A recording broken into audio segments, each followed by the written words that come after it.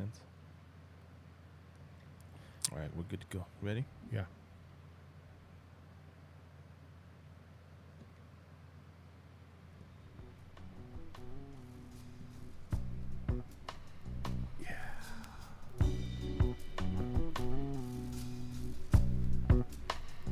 Hey, baby.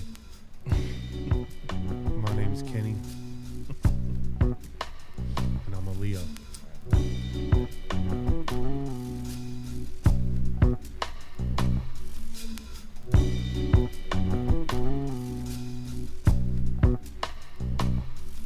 Time you get off work.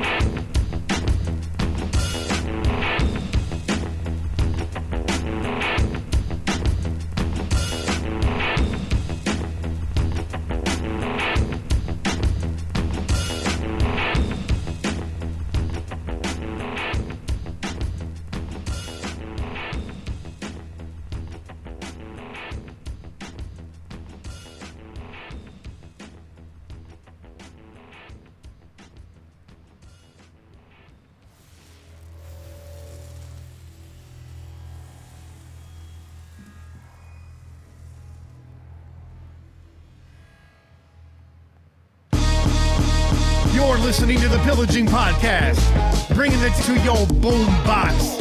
Y'all know what time it is. It's time to leave your feelings at the dock, because this is the realest podcast in Raider Nation. Tune in every week wherever podcasts are found. Call in and leave a message to be played on air at 408-909-PJFF. This episode's brought to you by One Nation Fanwear. Check them out at onenationfanwear.com. It's time to pillage another podcast. I'm Kenny Stapleton. Che, what's cracking? Oh, you already know what time it is. It's time for Chelas. It's time for me to spit all over my microphone. Spit all over that microphone, man. We're excited over here. Hey, we're short a member, but we're still We are, man. We strong. are. We're short our boy Bobby Wasabi. He's Shout out to Bobby Wasabi Shout battling, out Bobby. battling the monkeypox right now. Hey, oh shit. The monkey pox. The funky pox. He got The that funky Monkey. That brass monkey? Uh-huh. Got brass monkey pox. Uh-huh. Hey, all right, man. So, look, we've already talked about Alvarado Street plenty of times. I got this cold-pressed, hazy IPA. Good local brewery. They never let us down. 6.5 on the ABV. This says it's combining a unique blend of hops with an expressive yeast strain. This hazy IPA is packed with flavors of peach rings, Not that expressive Mango. yeast string, bro. guava, and fresh squeezed orange. Let's give it a taste. I've ran into a few of those in my lifetime. Hey. Hey, express yourself, you know? Express yourself. Hey. I'll do it. Oh, yeah. Yep. It's all there. Very citrusy. Hazies tend to be, man, but I like that they put that on the label. They're talking about all them flavors. I'm not getting the peach rings. You want to give this a little swig? I'll give it a go, man. Give it a little swig, bruh. One time for the one time. One time for the one time, son. You know? You know? What's that, silver can, too? Yeah, I'm not getting the peach ring. You know what It's a good flavorful beer, though, man. The peach was right on the front, but it was quick and it was gone. A little bit of it. Yeah. I don't know. Maybe I was just eating some jerky, man, like a couple seconds ago. yeah. So that might be affecting the I get some peach out of it. palate yeah. a little bit, I man. get some peach on it. Okay. You know what it is? It's just it's sweet. It's a sweet hazy. It's sweet. It's got good flavor, and it's got a little bit of bite to it too. You know, the first hazies we had been trying last year were a little bit drier when the hazy started coming on. Yeah. They're getting a little sweeter. They're getting sweeter. They're getting a little bit more full flavor, a little more maltier. I don't like it as much. I like it. I don't like it as much. I like this. I would drink this all day. This is good, man. But I like the drier. It's got a little bit of bite though. I like that it has some bite on it. It's good. Yeah, man. Never let us down. Go get yourself some Alvarado Street. Fuck yeah. And, you know, tell them that the Pillaging Podcast sent you, and maybe one day we'll get a sponsorship. I want to know what's up with that bleach smell in the foyer, though, man. They got bodies in there. Man, there's some shit that happens in that place, man. Yeah, there is. For sure. For sure. It's a big place. It's a big place, and they got so many beers, and they ain't like little bitch-ass beers, man. They packing a punch, so. I feel like the beers there I feel like they set you up. Are stronger than what they can. Oh, yeah. Like, there's not a lot of 6.5s on the menu. It's a lot of 7 and up over there. You know what I mean? A lot of 8s. Yeah, that's true. Yeah, they got good beers, man. They do. I haven't been there in a minute. I actually think the last time. Yeah, I don't know. I feel like the last time that I was there, well, definitely at nighttime was with you. Oh yeah, that was a while ago. That was a while ago, man. That was a minute. But yeah, hey, hopefully Raider Nation is partaking in the chelas with us. I hope the pillagers are. You know, you should be. You ever go down to Alvarado and it's like afternoon? You want to like mellow out, get the fish tacos. Get yourself a nice like, you know, all day drinker. You go at night, you got to load up with one of them burgers, some truffle fries, and a heavy hitter. There you go, heavy hitter. And they got the cigar shop across the street, the oldest cigar shop in California. Really? Oh yeah. See, it's news. That's information you didn't know. This is news. Hey, if y'all didn't catch the Crow's Nest last week, y'all missed out. It's not on Spotify yet or any of that. It's for right now a YouTube exclusive. I blacked out and forgot to upload it, and then forgot to upload it all week. It'll be up there. That's bonus coverage. There you go. And this week, a bunch of Crow's Nest stories came out. Crow's Nest worthy stuff, man. I know. I mean, It's typical. Kevin Durant, he was talking about marijuana, like helping him avoid distractions. And he was like, "Shit, I'm high right now." Yeah. I was like, okay. I saw that shit. Quick roll call. First of all, pillaging. Hey, shout out to John Shreve. Shout out, John. Salute, John. Hey, let me give you this. For the 2023 donation in the chat. Salute, my brother. And you know, John knows a lot about them good chelas too, man. And John says, "We out here." He says, "Going with just wifey to the night game against the Patriots." There you go. Tickets were basically $65 per the Friday after release day. I missed out on that, but I got a story on that, and we're going to get to that in the quick hit segment. In the meantime, y'all can follow us on Twitter, at Pillaging Pod, at Kenny Stapler, and the man that's been tweeting the most, at Che_PJ4F, at Kane MT6, at CNPodNet, at Bobby Wasabi 4080. It's that 408 life, that 831 life. It's that Central Coast South Bay life. Yeah, that's a good life down here, man. It's a nice life down here. If you're feeling generous, you could donate in the chat. Hit that little cash icon. If you don't want to do that, please smash that like button and subscribe. It helps a lot. It doesn't cost you a damn thing. If you're here, you like the show. So if you're here, you better like the show. Smash that like button.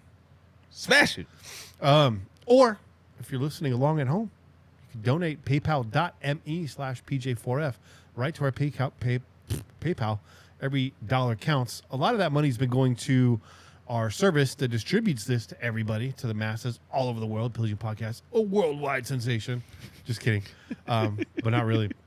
I mean, we're kind of a big deal, man. Right now, we're saving up because we need another external hard drive because the main drive is getting backed up. Yeah. The terabyte backup drive we have is full, and we don't want to lose any of our old episodes. We've made a lot of shows for y'all. There's a lot. Go look at the back catalog, man. Yeah. We're out there. Whenever you guys are saying like, "Where the fuck are these guys at?"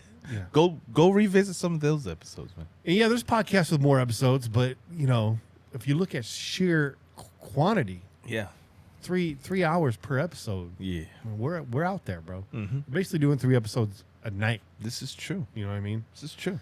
So if you're feeling generous, go for it. If not, please smash the like button. That helps a lot.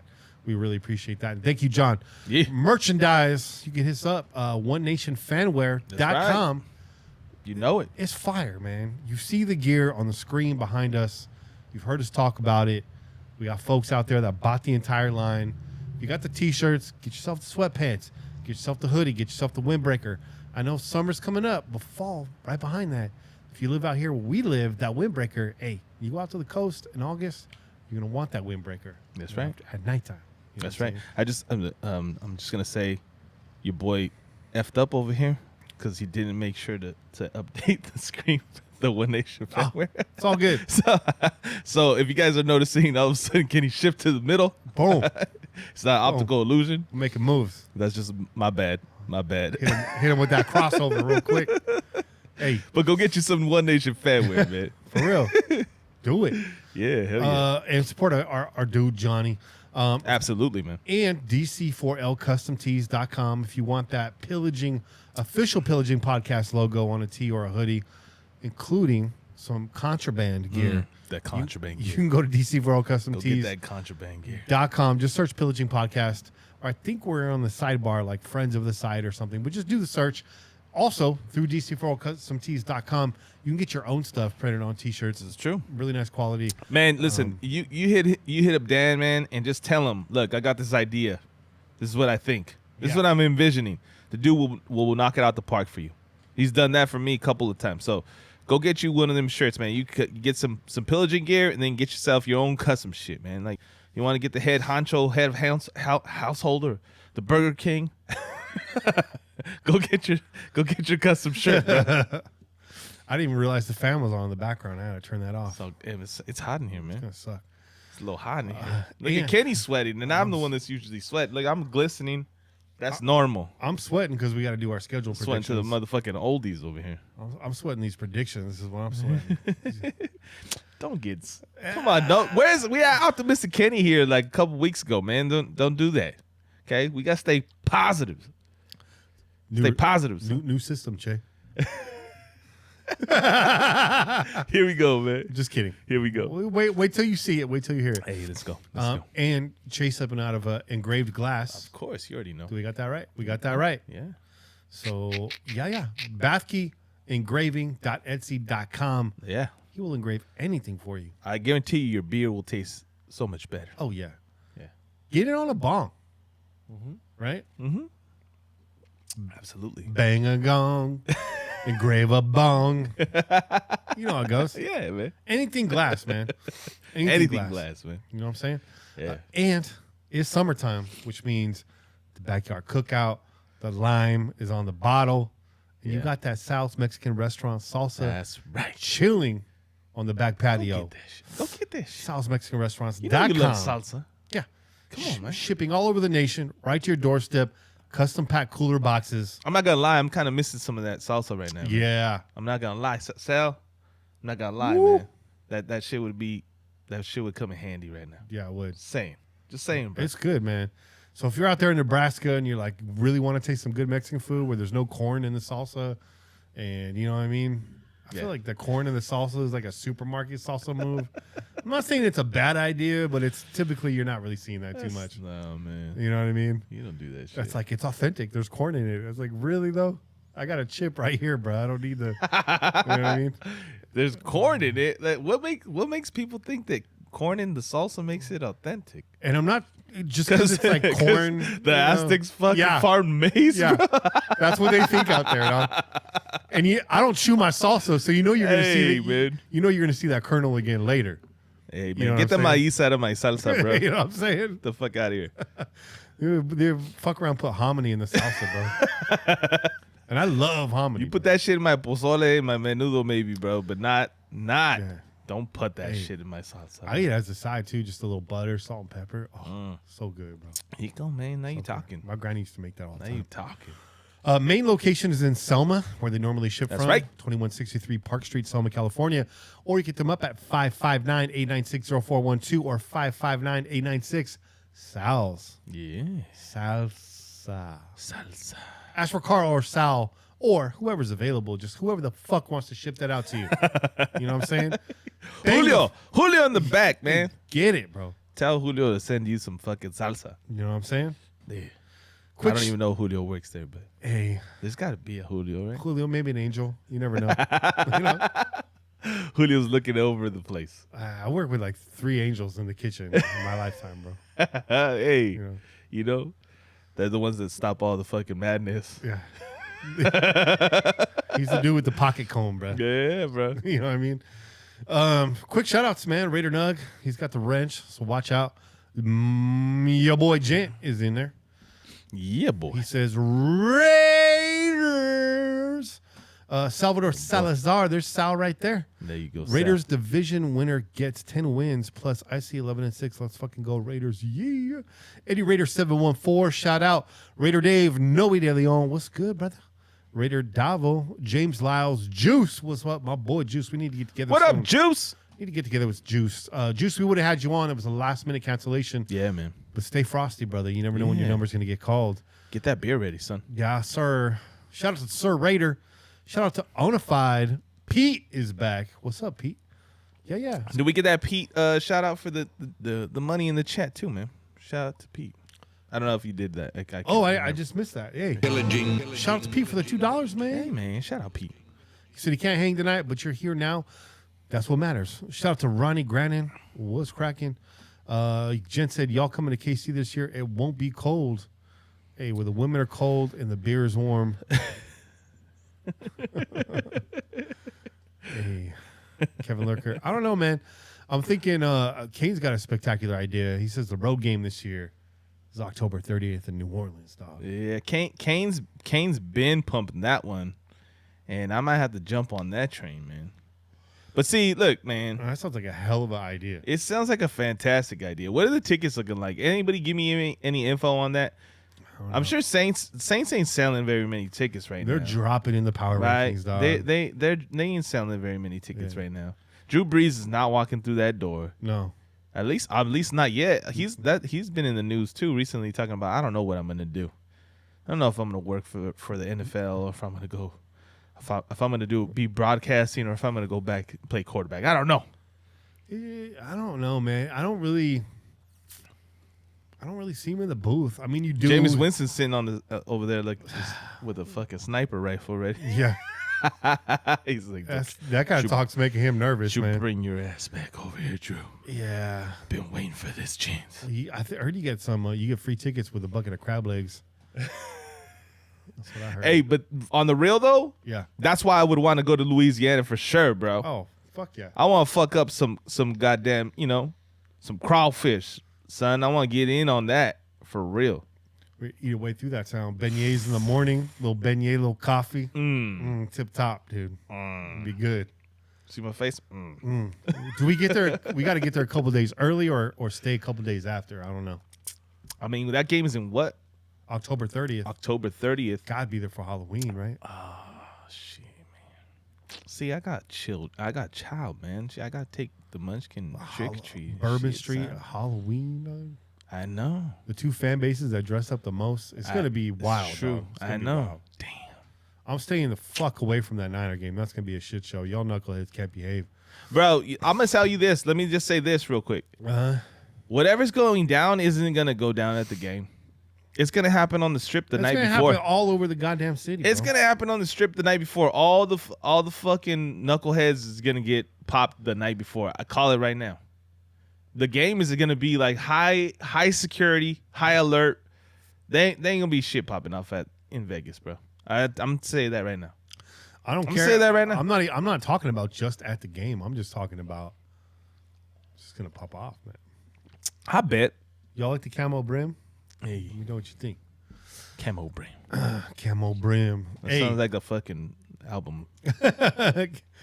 Sound like a SoundCloud rapper, huh? Camo brim. Camo brim, bro. Kenny about to come out of retirement. It's Camo brim, bro. It's kind of a nice name. It's got a ring to it. Tonight's show, we're breaking down the Raiders 2022 NFL schedule and giving you our way too early but extremely accurate predictions. Yeah, super accurate. Go ahead, man. Test us, man. Yeah, test us. One of us is going to get it right. Yeah, one of us will. Out of the four of us, one of us will get it always right do. every time. Right. That's one out of four every time. Man. Yeah, that's why we got so many people on the show, man. That's why we're never wrong. We can't all be wrong.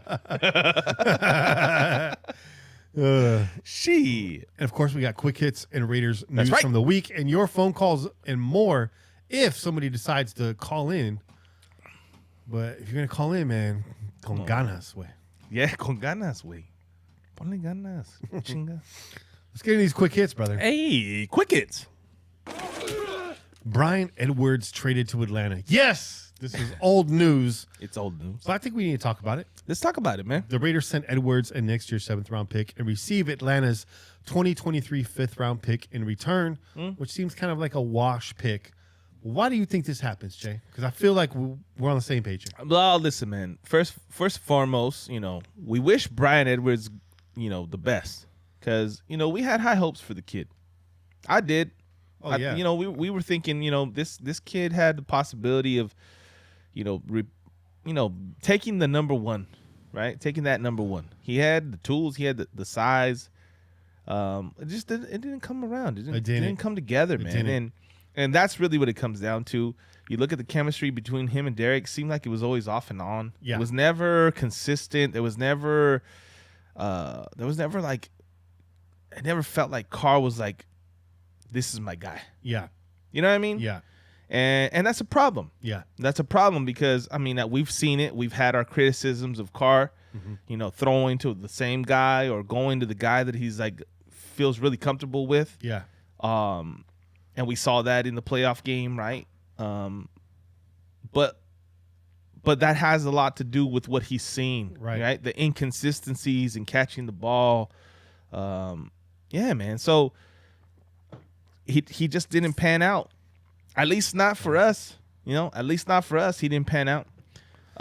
And at the end of the day, they're bringing in these guys. They brought in some younger guys from other teams that, they were up and down, but they're not like stars. Yeah. But they can fill a role, right? And I think this new regime looks at it like this. Look, you had your chance. You had a few years here to try to take over a spot. Yeah. You didn't do it. The worst case scenario, we get the same production that we did from you last year from these other guys. Right? So why not, flip it right now, pick up another draft pick for, the next draft, and give these new guys that they brought on board a chance to kind of take that reign, right, and take over that spot. Because now we're talking about a fourth. You're basically going to be the fourth target, right? So it's really just what can you do with your minimal opportunities, right? You got to hit big. Big because you're looking at Adams is number 1, okay. Waller number 2, Renfro number 3. You're that number 4 guy, right? So the ball's not coming your way every down. No, the ball might not come your way until like the fucking 5th play of the second half. and I think we saw that Edwards really needs that groove to be reliable. He needs the groove thing, bro. If I'm being honest, you guys already know I didn't really like this. I was really, cheerleading for Brian Edwards the last couple of years. Absolutely. And I know some people felt like maybe this was a year too early, but a year too early can turn into a year too late, like real fast. This is true. Because if he comes out there and has the same level of production this year, you're not going to get even a 5th round. There you go. Out of Edwards. So it is what it is. They move on. New regime, another wasted draft pick. Had high hopes. And I think Edwards is going to find a role somewhere. This kid's name's going to be around. Maybe he won't be the superstar. He's going to be a cat that you see around. He's going to be that dude that has like one great fantasy football week. There you go. Or something, But I think he's going to definitely break out, a couple times, throughout the season for sure. You're going to hear his name sprinkled in there. And hopefully he starts to develop some of that other those in those other areas, man, where he can become a consistent player and stay in this league for a long time. But like I said, I wish him nothing but good luck. And I'm just I'm talking this up. I'm talking myself into it. If you want my honest opinion, I think Edwards was untapped potential, and they could have invested a little bit more. But yes, Che breaks down the wide receiver roster. That group of guys. It makes a lot of sense. It really does. Yeah. And with where he was picked and his contract coming up here, probably 1 year, 2 years. That's going to inflate a little bit. So you move on him, you get a 5th round, and hopefully, Ziegler can turn that 5th into something else. So, well, I think what it is. I think they liked what they saw in these new cats that they brought in, right? They're young as well, man. It's not like they brought in some old kids, old dudes to fucking become the fourth, option. Yeah. There's some younger cats too, so they're seeing what they've produced on these other teams. We'll see how it goes. I think we're gonna be all right, man. I I think a lot of people were a little bit disappointed. Yeah. There was some fans that were rooting for him. We were all rooting for Brian Edwards. For sure. Let's be real. Like, I was rooting for him. I mean, too. what he did in SC was fantastic with no quarterback really back there. Exactly. So I think what happened was, he saw Derek Carr's new haircut, and he's like, "Yo, I need to get the fuck out of here, dog." White boy's feeling himself too much. All right, quick hits. Quick hits, man. All right, Cleveland Ferrell. Yeah. Apparently moving to outside linebacker in Graham's 3-4 defense. To me, this is a big nothing burger. This team is going to spend most of its time in the nickel defense. It's a headline-ish, but kind of a nothing burger, right? Yeah. Well, I mean, it's that, but even so, even if he is in the 3-4, he's still gonna be a down guy, man. Yeah. Like, you know what I mean? Like, Chandler Jones is gonna come in here on the 3-4 defense. He's gonna be listed as an outside linebacker. And so is Max Crosby. He's still fucking rushing the. Yeah. He's still rushing the quarterback. Yeah. He's still holding down the edge. So it doesn't really make any difference. It's just a title change, man. That's really all it is. That's all it is. And all it means is that if you're a fantasy football player and you're looking to get some points out of your, you think that this guy might put up some points, maybe he has a breakout year or whatever, Chandler or, Clee, you're probably not going to pick him up because there's a whole bunch of linebackers out there. They're going to get like fucking 10, 12 tackles a game. Yeah. And that's not, that's not what you're going to get. Yeah. Hence, to everybody that drafts fucking Khalil Mack every year. Yeah. And then it's like, what the fuck, man? Like, because he's listed as a fucking linebacker, you screwed yourself. Yeah. Don't draft Khalil Mack. You played yourself. That's some dumb shit. Quick hits. Quick hits, man. Dan Ventrell out as the Raiders team president. Mr. Ventrell claims he was fired after reporting hostile work environment. Dan said when Mark was confronted about these issues, he was dismissive and did not demonstrate the warranted level of concern. Given this, I informed the NFL of these issues and of Mark's unacceptable response. Soon thereafter, I was fired in retaliation for raising these concerns. I firmly stand by my decision to elevate these issues to protect the organization and its female employees. I call bullshit. I don't think Mark Davis would tolerate that. I don't think this organization will tolerate that. You saw how quickly Gruden was out. I mean, their hands were tied. They were going to have to do that anyways. Yeah. But the history, I don't need to go into it. Raider fans, we already know how we feel about this stuff, how the organization feels about this stuff. My opinion, Dan Ventrell was a fucking raging asshole. Got fired. Was never really the team president to begin with. And started maybe rooting around where he didn't belong. And he caught a bad one. Mark's response, I've heard about Ventrell's statement, but I won't comment on it. The only thing I want to make clear, he goes on to comment on it, is that Dan Ventrell was never president of the Raiders. He has always been the interim president. He was never named president. The interim was always a temporary designation to determine whether he could be the full-time president or not. I want that clear. He is not the president of the Las Vegas Raiders, never was. I think there's a misconception about that. I think Dan maybe wanted that official title, smelled that he wasn't going to get it, tried to raise a stink, realized I ain't got no leverage, got his ass shit canned, and now he's trying to make something out of nothing in the wake of the John Gruden scandal. I think this is bullshit. All right, man. I mean, listen, I honestly, I don't have any opinion on it. And I don't have an opinion on it. I have it on good authority that this is bullshit. Okay. I'll just leave it right there. Boom. Then that's it. We leave it right there. That's it. There's nothing else to say. Quick what hits. else can I say? The Raiders have the most expensive tickets on the secondary market. Yeah. Raiders tickets are averaging Surprise. $595 per ticket. Surprise. Highest price game versus the San Francisco 49ers. Of course. Average ticket price $777. That's crazy. Y'all are balling out there. That's crazy. Yeah. Yeah, I ain't gonna be paying that. Just saying. I'm not gonna be paying no $700 to go to the game. But if someone out there's got some deal worked out, gets to a reasonable price, hit your boy up. Hit your boy up, man. I might have to cut out a bunch of letters from magazines and, send Dan Ventrell a little letter in the mail.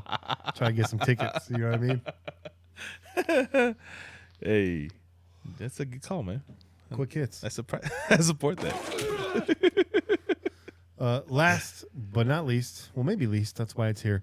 Raiders signed Jordan Veazey. Veazey, am I saying that right? I don't know, man. Pimpin' a Veazey. And they cut fullback Sutton Smith. Again, a bit of a nothing burger. Jordan, 27 years old, 6'3", 227. Good numbers there as far as the stature is concerned. Mm-hmm. Played for Tennessee, Jacksonville, Indianapolis, Buffalo, Washington, and Houston, and never really made it past the practice squad on any of those teams. Sutton Smith cut, not a surprise. Picked up the fullback from New England. This is a nothing burger, in my opinion. Which is Practice guy. Yeah. He's a practice guy. Filling out the roster. That's all it is. He's just warming up bodies, man. That's it.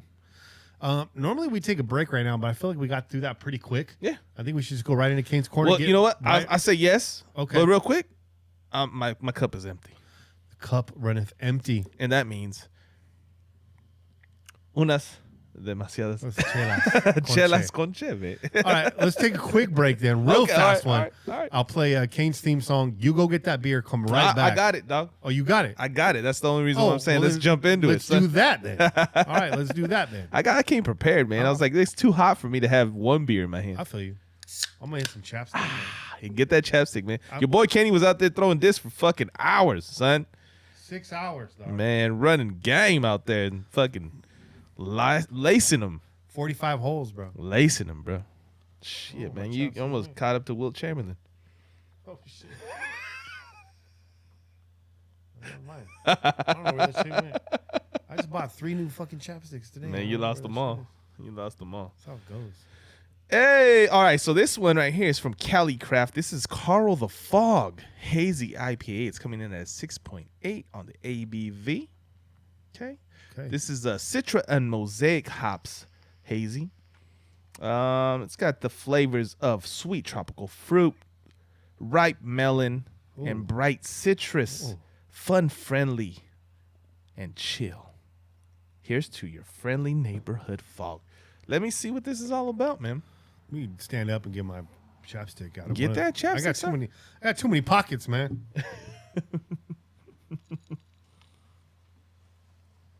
Oh, I found it. All right, man. Hey, My lips are burned, man. that's in there. You got any leftover? It's in there like swimwear. Yeah, you want to taste? Let me top this off real quick. You got a little in there foamy. like swimwear. Got a little foamy. Here you go. Here you go. Give that shit a taste, son.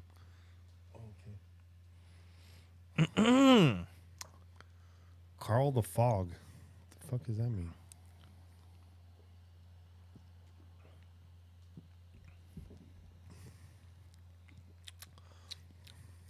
I like that. That's clean. It's not sweet, No, but you definitely get the fruit flavor, man. this is a straight up hazy IPA. I could taste the melon on there. Definitely get the little hint of melon. Yeah. This is a lot. It says Like that it has like a honeydew. Yeah. It says that it has citrus, but it's not as citrusy as the last one. The last one has a lot more bite, that kind of like bite that you get from like orange and shit like that. This is that mellow kind of. This is a lot more mellow. This is good too, man. That's good, man. That's really good. nice. That's I dig just it. a straight up good beer right there. That's all it is. Really not a lot of bells and whistles on it, man. Just, No. Just good. Just gonna win. Yeah. Go in. That's like that linen suit, man. That's like that Obama suit, dog. That Easter suit, dog. That Easter suit. Just nice. Man, did you ever see that shit? How they were blasting Obama when he had that tan suit, son?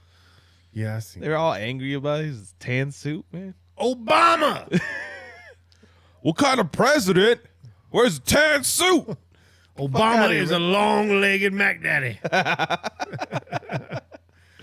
You remember that drop from the crow's nest. All right, let's get Kane on the phone, yeah? Yeah. Yeah. Let's do it. Do it, son. Kane, pick up the phone. What kind of president fucking paints himself orange, man? Shit. That's what I want to know. Yo, what's up? What's good, son? What's happening? Kane. Man, same old, man. Hey, What's good man. with y'all? Oh, just sweating like a motherfucker. Yeah, we sweating over here, man. The studio's hot as fuck. But you in AZ, so tell us about the temperature, duh. Yeah. You know what? It wasn't too hot today, but it's been this past week we got up to around 99. Wasn't too hot today. Kane, you adjusted to that AZ life pretty well then, huh? It was probably like high 80s, early 90s, but I'm getting used to it, man. So this got to be like above 110 for it to affect me. Oh shit! You really adjusted then, dog. Damn. But you got that AC going full blast. I already know.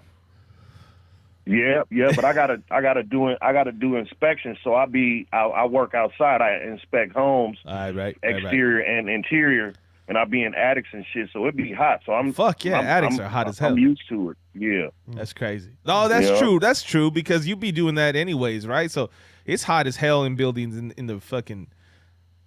Go ahead and get fucking cable or fucking internet and have a motherfucker go into your roof. If that motherfucker comes out 10 pounds lighter, guaranteed. Sweaty as shit. I've done that work. Yeah, man, that shit's rough. Sucks. Man, I'm over here offering. I'm that dude. I'm gonna give you a beverage, man. I might give you a beer because you're out there in that fucking attic, son. It sucks, man. I've done that work, installing like Wi-Fi boosters and security cameras and shit. Oh man, not good.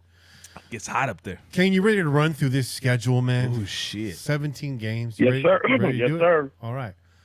Let's do it. Let's kick it off. So what we doing? Predicting win-loss predictions? Yes, sir. That's what we're doing. That's it, brother. Okay. Yeah. Yeah. All right, we're going to start with week 1, September 11th.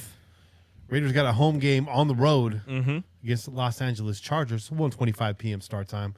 Everything about this is comfortable. You know what I mean? Got a lot of Raider fans in the stadium. It's afternoon start time. Beautiful California fall weather. Probably going to be about 85 degrees down there, though. They're going to have the Raiders in black. You know that. Of course, man. You know what I'm saying? Chargers, fully loaded again this year. They're going to be healthy week 1. You got the young gun in there. You got Khalil Mack on the other side of the line. It's true. It's a little bit different Chargers team than we saw last year. And last year's team was a good team. Yeah. You know what I mean? So I go to you, Kane. What's your prediction on this game? Well, seeing as that how that playoff game ended, I'm sure it left a bad taste in the Chargers' mouth. So I look for it to be a dog fight, but I think the Raiders are going to come out on top. All right. All right. I like it. I like it, Kane. You like that? Yeah. All right. What's your prediction, man? I'm gonna follow Kane's direction, man. I'm gonna go with a win on this too. Like you said, this is a home game. And yeah, the Chargers had, bad taste in their mouth after the way they went out, but that's their own fucking fault. Because they were talking a lot of shit. They were talking a lot of shit after the last time we had played them. And, and the coach is a dumbass. Because he wanted to go ahead and fucking try to do some stupid shit towards the end of the game, too. That was wild. So he brought that shit on himself, son. Like, you might have got a tie. There was a lot of people that thought the Raiders were just going to fucking run the clock out. And then he got all stupid and went and did what he did. So, we sent their asses home, which is what they should have done in the first place all along, right? There shouldn't have even been a question about it. But, yeah, they're going to be angry. They're going to be upset. That doesn't fucking matter. I don't care. All right. The Raiders need to go in there and handle business. I want Max all up in that ass, bro. Okay. All up in that ass, bro. I love to see that. I love to see Chandler Jones making a statement. That's what I'm saying, week man. 1 as well. We didn't talk about this in quick hits, but the rumors of an Ndamukong Suh possibly coming to Vegas I've seen that. have been out there as well. And if that happens, his defensive line may look a little different. You know what I mean? He's a big dude. Yes, he's in his later stages of his career, but he still commands. He's a presence, and he still commands handler. You got Suh and a couple other motherfuckers coming on in this. I feel things might be a problem. It's not done yet. It's not something that's even been announced yet, right? But he's out there hinting and shit. I don't know if you guys saw his Twitter post or his IG post. I saw it. He had a little fucking Las Vegas sweater on. Oh, did he really? He had a Paris Hotel Vegas sweater on, and he was like, "This is my favorite sweater," and he just posted it. Man, So, And you know who else they're always we might baiting the get? hook. Yeah. They're always baiting the hook. Hey, that one cornerback is still out there too. Who that? The one that played for the Giants last year that got released. I can't think his last name right now. Bradshaw, something like that. Yeah, I think it's Bradshaw. I think you're right. But he's still available. I think both those cats just waiting after June 1 when we get some more money. Maybe they, Hey, that's a good point. Maybe there's some legit about those rumors. So we'll see. That's true. And then that means that makes that Bryan Edwards trade for a pick a little more. You're talking about James Bradbury. There you go, Bradbury. That's what it was. But that makes that when you're trading away guys for picks, I mean, now you're not paying them, right? Yeah. So, that opens up some money to be able to pay somebody else that you're really trying to target too. Yeah.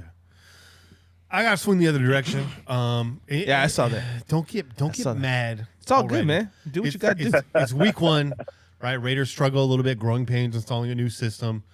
Shoot themselves in the foot. That's fair. I would hope for a close game, I think, through 3 quarters. This one just gets away from them in the end.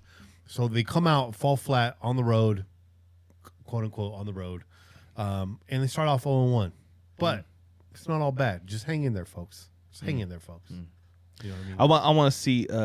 I want to see fucking Sunshine over there. Because he looks like Sunshine too. I know we call fucking homie this over in Jacksonville, but but the motherfucker that's at quarterback for the Chargers. Herbert. Yeah. Looks like motherfucking Sunshine too. I want to see that motherfucker looking like a deer in headlights, man. Yeah. I want him running all over the goddamn field. We know he's good. We've seen his talents. He's definitely panned out well for them. Well, Bradbury got signed. Did he? Yeah. Okay, then that's not. Oh, okay. But All you know right, what though? My bad. But you know what though, man? I think we're gonna roll with the corners we have. I don't have a problem with it either. Yeah, he's on the Eagles now. So He went across the way. So yeah, get in that ass. I say 0-1. Y'all say 1-0. We ain't got no problems. Well, week 2 against the Arizona Cardinals, the home opener. I'm marking this one down as the win. This is the W right here. I feel like the Cardinals, they got more problems than they know what to deal with. Yeah. And they got a lot of talent, but they're just, they're just catering. They're pandering too much to the QB1 over there. And it's starting to fall apart. It's what it looks like on paper to me, right? Dropping in the power rankings, just stumbling over themselves, man. And I think they come into Vegas. It's the home opener. The crowd's going to be fired up. They're going to get all over Kyler Murray. Mad Max. I don't know that they get to him because he's a slippery dude. Yeah, but he's gonna be throwing a whole bunch of errant passes. Errant passes, running around. It's gonna be chaos. They're gonna cause chaos, and it's gonna give this offense a chance to open up and hopefully let this new regime show what they have in store for the rest of the season this year. Good. I like it. This is gonna be the statement game against the Cardinals, nail in the coffin for Arizona, and just the beginning of a long, beautiful season for the Las Vegas Raiders. Hey, there's optimistic, Kenny. And get back to even. Get back to even. 1-1. There we go. So I like it. that's what I got. I like it. Let's go to you, Che. We'll just go backwards. Yeah. You know what? I like everything you said, man. I agree 100%. They're not happy with that motherfucker over there right now. They are not happy with Kyler Murray. You're a spoiled little teenager, bro. The fan base isn't. The franchise isn't. And I don't even think his teammates are happy with him right now. They feel like this motherfucker. Really? Yeah. Really? Really, dog? Acting like a Twitch streamer, dog. Yeah, man. Come on, man. Get the fuck out of here. So I think he's gonna get a little taste of that ass whooping, son. Because they might want to teach him a little bit of a lesson too. Don't forget. Don't forget, players. They feel some kind of way about shit like that too. Yeah. Don't be surprised if all of a sudden a fucking lineman falls on the ground and fucking hole opens up. You know what I mean? Okay. You gotta put motherfuckers in their place when the head gets too big, man. You gotta slap them up. So I look forward to whooping Kyler Murray's ass, man. I think we're gonna get all over him. He's gonna be out of the club. He's gonna be rainbow shooting out of a drink. You know what I mean? Gonna be slipping that dude a few things. You know what I mean? He'll be out there roofing and shit. Yeah, man. he's gonna end up in a back room somewhere. Who's their backup, man? Don't be shocked. Oh shit! Don't be shocked. He Call gets for a the little. backup He already. gets room service, a little some in there. You got the choro on game day. Yeah, You know what I'm he got a saying? little chorro, bro. Yeah. Damn, man, Sacramento tried to do that to Kobe one year, man. Yeah. They tried to do Yeah. that shit to Kobe. They tried to do Kobe dirty, man. Kane, what do you think, man? Kyler Murray's gonna get the chorro, or no? He's gonna shit the bed. Gonna get a bad burrito. Well, I think they don't have DeAndre Hopkins until like week 8 or 9 or something. Oh shit, like that's that. right. So, What happened with him? He's suspended. Like He got 6 suspended. games. He tested positive, right? Yeah. Enhancement. Bitch made. Tested positive for bitch made.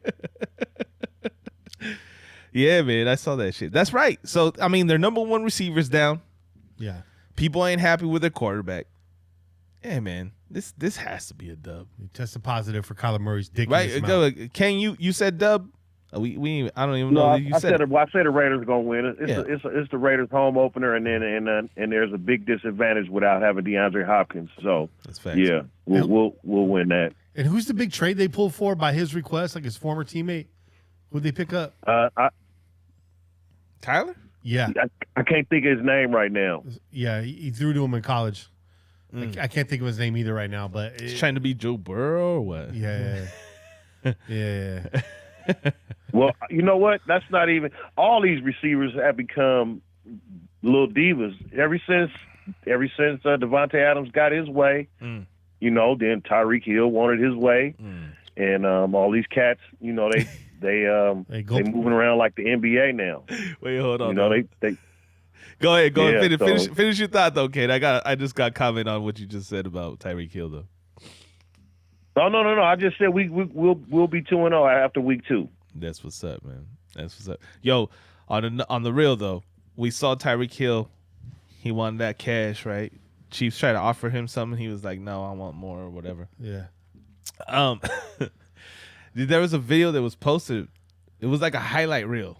Like people were like, "Oh, you ready for this?" And it's like fucking Tua throwing it past him. Fucking underthrown ass ball. So fucking underthrown, bro. Tyreek Hill's gonna get his ass light up. He's gonna get lit up this season, bro. He's going to get clotheslined. Bro. He's gonna wish he never fucking left KC. I tell you right now, he's gonna get lit up, man. Underthrown balls for days. He's gonna feel You like watch. he's gonna feel like one of his own kids, bro. You watch, man. He might be out the. He may be out the league sooner than later, He man. can call CPS on himself, dog. He start whooping everybody's ass, bro. After his games, bro. That's right. On a fight, it's Be on the fence a little bit about this, but Tennessee's been making a whole lot of changes, bro. yeah, they have. Everything feels like it's up in the air, which is weird because Yeah. they were right there competing with everybody, and all of a sudden, like they just went left. And AJ Brown is gone, right? They traded his ass away. That was their number one receiver. Okay, they signed Julio Jones last season to try to bring him on as the number 2 and be a vet. That didn't pan out. Washed. They let him. He washed out.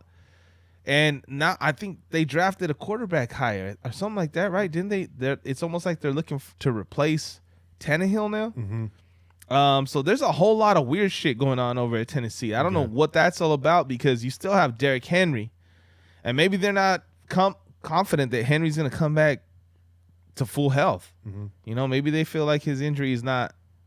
It's not gonna heal up well or whatever. Yeah. We saw him come back in the playoffs. He was a shell of himself, which he just rushed back, right? But I don't know. Maybe they know something that everybody else doesn't know. Maybe there's something going on there, and they're like, well, might as well start to fucking reconstruct this team while we can. But I don't feel like they're confident at all in what they have.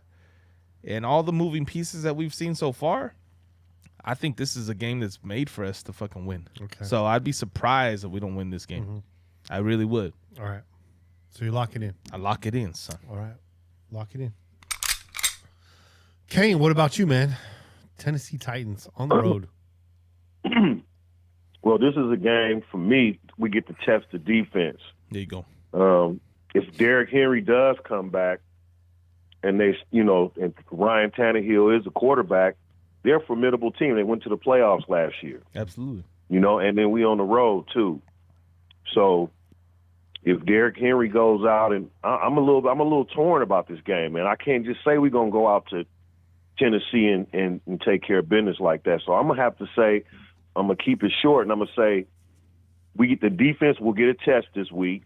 They will be on the road. Derrick Henry, if healthy, is still Derrick Henry.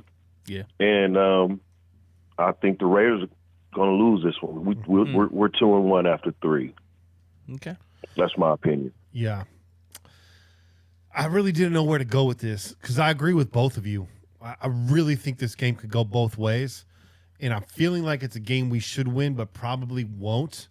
I have us marked down with a win right now. I want to change that, but I want to stay positive, y'all. Hey, man. I want to stay positive. Don't do it, Kenny. You know what I mean? Don't go to the light, Kenny. Stay with the dark side. Well, the dark side would be that I mark it down as a loss. No, that's not true, bro. We are the dark side, Okay. bro. All right. The dark side's gonna whoop that ass. There you go. Yeah, a lot of it hinges on Derrick Henry, but I also feel like we have the defense that can really smother. And this could be I'm gonna keep it as a W, man. I'm glad that Kane's on the board with an L because I do think that's the keep it real pick. I really do. Because I don't like to have too much sunshine in my predictions. Y'all know that. Ain't no sunshine. You know. But I'm gonna stay with the W.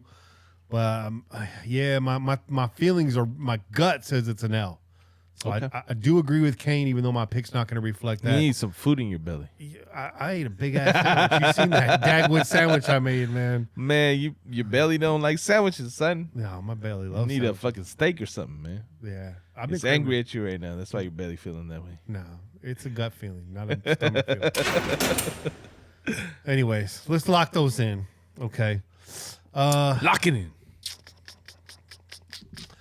Right back at home. Hey, your boy Bobby Wasabi's in the chat, by the way. Yeah, I seen that. He's know. going to give us his picks via phone call. Yeah, boy. So right now, it's a favorable schedule to start off. You know what I mean? Yeah. It's nearly back-to-back road games. We're really not traveling that far. Then we go to the Titans. Then we come back home. Still not a short week, right? Yep. It's really back and forth. This is kind of balance I like to see in the schedule. We get the Broncos in Las Vegas. Kane, what say you about this game? Second game at home, Denver Broncos in our house, 125 start time. What you got? Well, people gonna be mad at me for this, but the Broncos, all they really needed was a quarterback. That's just my opinion. You can get mad at me if you want to. You can say I don't know what I'm talking about. Anybody can say that, but they already had a really good defense. It was just a quarterback short of being a good team. Now they got the quarterback. Mm-hmm. So, this is a home game, right? Yeah, this is a home game. Yeah. Mm-hmm. Okay, so since it's a home game, I'm going to say we're going to win. But like you said on the last game, Kenny, I feel in my heart that we could lose this game because we don't know how Russell Wilson – we don't know what this team going to look like with Russell Wilson.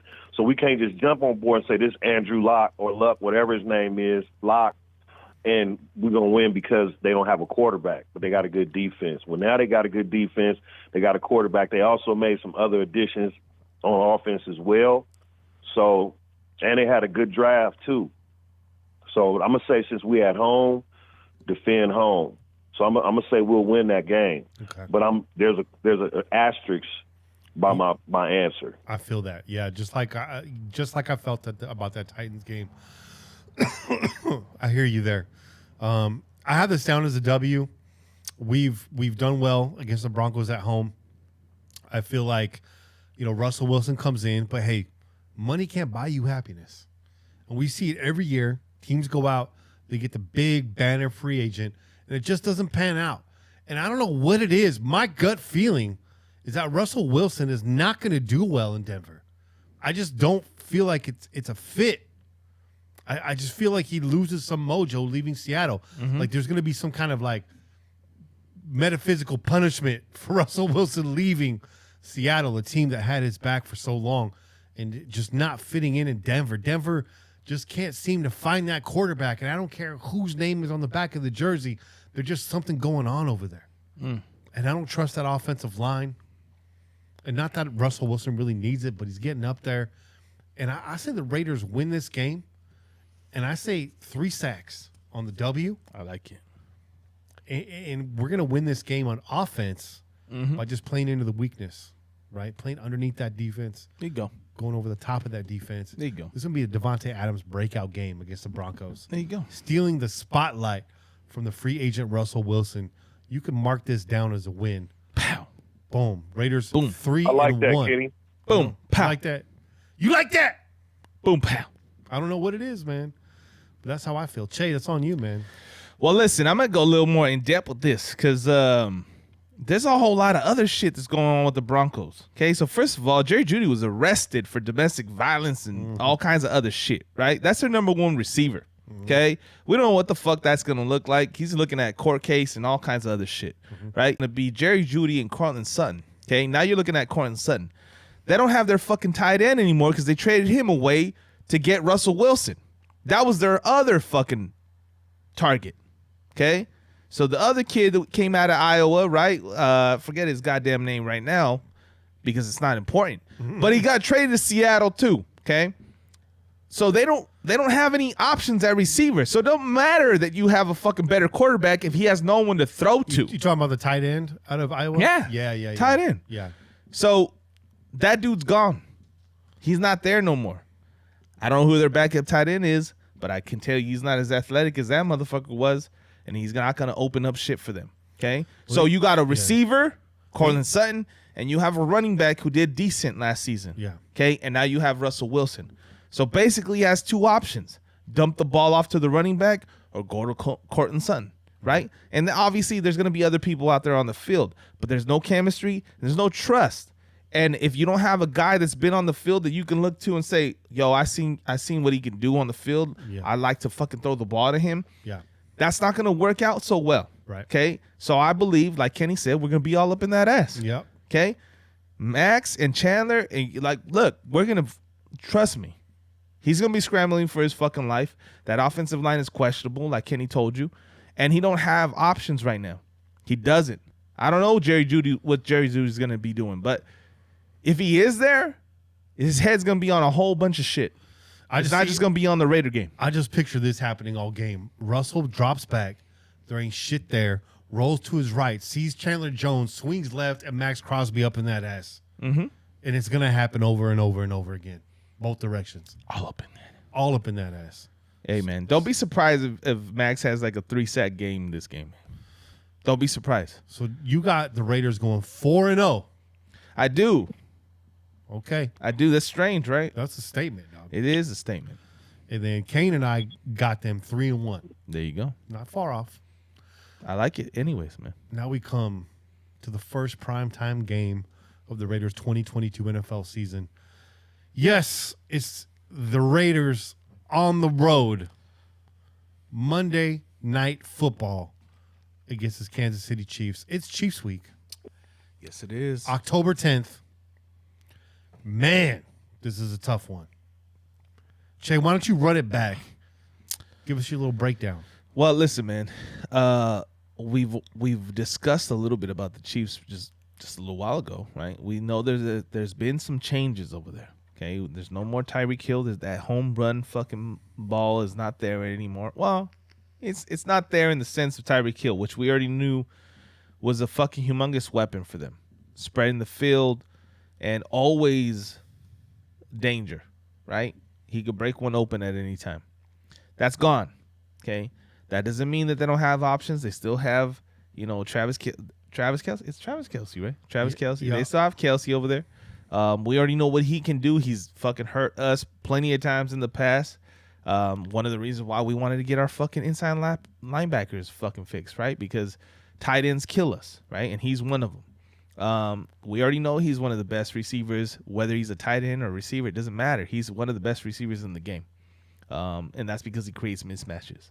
So that's still going to be there. The running back situation, I don't know, man. It seems like they've lost a little bit of confidence in Hellier. Or Hilaire, whatever the fuck his name is, right? Clyde.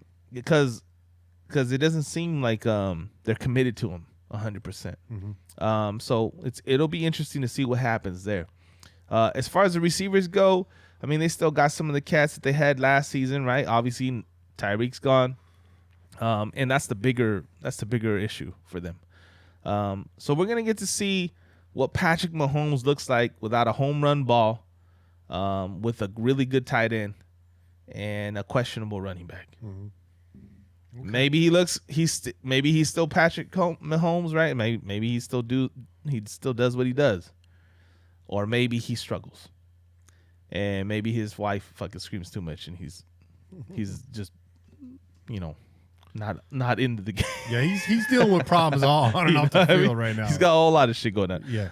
That being said, man, it's still Chiefs game, and it's still in the Chiefs stadium, and we don't often have success there, man. So, it's hard for me to call a win, when we've seen so many fucking losses there. Mm-hmm. So I'm gonna call this an L, just because, as Kenny just mentioned, I have us at 4-0 right now. Yeah. It seems a little unnatural that we would go 5-0. Yeah. It also makes me look really fucking, like really real myopic. Yeah, it's like Raiders gonna win every fucking game. But that's all. I'm gonna kick a little reality. We get an L here, but we're in the game, and that's just tells us what's to come. Okay. Down the road. All right, Kane. What about you, man? Monday Night Football, Kansas City Chiefs. This is week 4. Week 5. Week 5. Yeah. Okay, so what am I at? 3-1 right now? 3-1. Yep.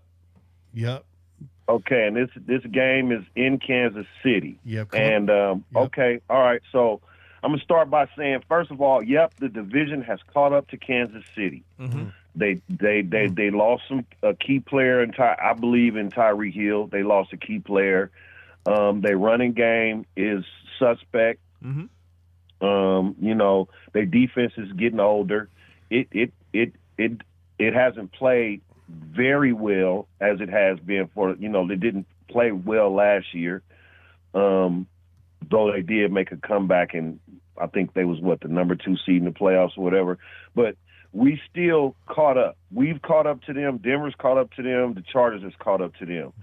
So personally, I would like to say we're going to go into KC and win, but unfortunately, I'm going to have to say we're not, because we still need to beat them, and we need to beat them at home in order for me to believe. So I want to say we're going to win, but I don't think so. I think we always play bad at the Chiefs. Week 5 is probably going to be a cold weather game, and you know how that go with the quarterback. So, yeah, we're going to lose. This is an L, 3-2. It might not be too bad. I'm going to say like 60 degrees out there, October 10th. But it could be cold. Could get that little early fall chill in the air. Well, wait, is Gent in the chat? Yeah, Gent's in there. He says, Gent, tell us, what's that weather look like in October? He says it won't be cold. He said it'll be warm. Okay. It is Midwest. Summer does hang on a little bit there. It gets real humid. They get like true fall. They get true fall weather out there. Man, so you guys both have the L. I'm on the fence about this game too. As I say it every season about this time, for me, the schedule and the win-loss predictions and how everything plays out, it's all about storylines, right? Mm-hmm. This is the last game we got headed into the bye week, and I feel like it can go one or two ways. It could be what Kane is saying, that this is the game where the Raiders come out and flush the Chiefs down the toilet and show the rest of the league that the scales have tipped in the AFC West and the Chiefs' window is closed and the rest of the division is passing them by. The Raiders' offense is clicking in all cylinders. Derek Carr's got his new toy, Devontae Adams. Mm-hmm. Everybody gets involved in this game, and it's a boat race. Like, I feel like it can go that way. On the other hand, on my schedule, right, on my predictions, I have them coming to this game on 3 straight wins, headed into a bye week, feeling themselves a little bit, but they get in there, and this Chiefs defense, man, it's weird. It shows up at weird times. It does weird things to Derek Carr, and it could come down to the wire with Derek throwing a late game interception. and they walk off the field with their heads low, and we're left scratching our heads going into the bye week. Raider Nation calling into the Pillaging Podcast. Derek's got to go. He can't beat the Chiefs on the road. Yada, yada, yada. I mean, you could see it playing out either way. This is what I'm going to do. I'm going to trade this pick for my Tennessee pick. I'm marking that as the L. I'm giving us the W going into the bye week. Raiders remain 3-2, right? Giving the L in the Tennessee game because I really got to trust my gut there. I really buy into what Kane's saying. I think it makes a lot of sense. And I said we beat the Chiefs. Monday Night Football, prime time, finally getting over the hump, going into the bye week, feeling pretty good about ourselves. With a home game after the bye against the Texans, setting up well for the Raiders down the stretch. So I'm going to give them the W right here. Lock that in. I like it.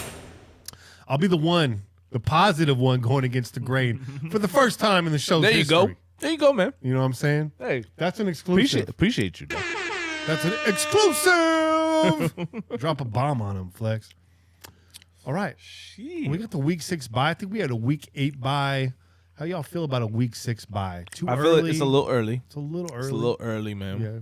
You know, I would much rather prefer that it be, you know, right around week 8 or even later for that matter. You know what I mean? But you know why I kind of like it? I couldn't tell you what the record is, but I feel like we've gotten off on a bad start after our bye week. We never bounced back well from the bye week. Okay. So let's just get the fuck out of the way. Okay. You know what I mean? I like it. Yeah. I was just trying to put a candy coat on it. There you go. You know what I Hey, mean? put the candy coat, man. Talk Paul to Wall Salsa. told you. And you know what else? I feel this. Maybe this is a hot take, man. Hot take. This might be a hot take. Patrick Mahomes is injured coming into this game. Ooh, shit. I like it. That'd be fantastic. I don't You know. can put a little fucking. I'm gonna get you a little crystal ball and a shiny fucking coat, bro. A little fucking cape on you, bro. But call you fucking Kenny Mercado.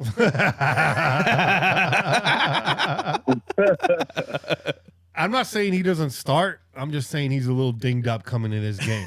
You know what I'm saying? Yeah. Because they are. He is mentally, a lot at of things least. have changed. You know Mentally, for sure, bro. Fuck yeah. Dealing with Hey, that shit. you know what though? Shit What's happens, bro. different is we usually get the Chiefs after they bye. You're So, right. Yeah. Kenny, you got a point. Like I said, I want to say we're gonna win, but I'm gonna stick with my L. But we get them before the bye, so there's a lot of different things. No Tyreek Hill, they don't got a bye after they didn't have a follow up with us after they bye week. Blah blah blah. So it's a lot of different things. The division's caught up, the AFC is caught up. So it's gonna be a good matchup, man. But until we convincingly go out and beat the Chiefs, like I was confident the year we split with them. You know what I mean? I was like, damn, we finally caught up to the Chiefs. Until we show them like that, I'm gonna have to stick with my L. But there are different aspects and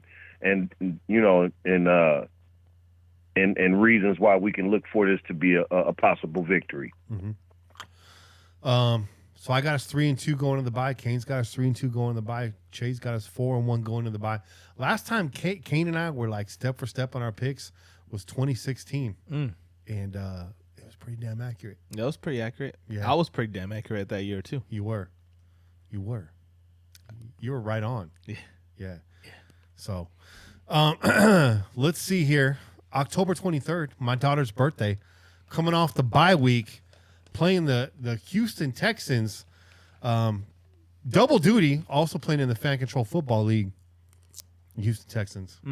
They'll be playing in 2 leagues this year. I'm going to start this one off. This is an automatic win, man. I mean, if this game was like later in the season, kind of in the middle of a stretch, it's like one of those games where it's like we should win, but Trap game. it's a trap game. But I mean, come on, you got the bye. The only thing here is you're coming off the bye looking past the Texans. But I mean, I think going into the bye with the win against the Chiefs, having the bye, spending time, again, boat racing the Texans, just being, you know what, we're here, we're for real, we're going to beat the teams we're supposed to beat, and we're going to beat them bad. And this will be a defensive onslaught for the Raiders, right? I agree. the secondary, everything gelling in this game for the Raiders. The offense don't even have to do much, man. Josh Jacobson pounding the rock with the Brooks. You know what I mean? I say everybody on board this game is going to be like, we might drop a 40 burger on the Texans, man. I'm going to mark that as a win. I like that 40 burger, man. Yeah. Yep. I agree, man. I think that's you're on it. What do you think, Kane? Am I crazy? What do you got? Where do you got us in this game, man? If we lose this game, it's a problem. After a bye week when we playing the Houston Texans, I mean, Facts. you can make it. You can try to spin it any other way, but if we lose this game, there are problems. There are problems. So I got us down to win on this one. I mean, I'm not even going to comment. The Texans are garbage. If we lose this game, it's a problem. Yeah, I agree. Yeah, I agree. yeah. So It's a head scratcher coming off a bye and losing to the Houston Texans. Come on, man. You know what I mean?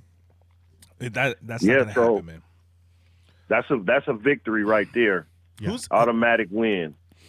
All right. I mean, I know I'm next, so Yeah. I'm locking you let in. me ask you this question real quick. Yeah. Who's their quarterback?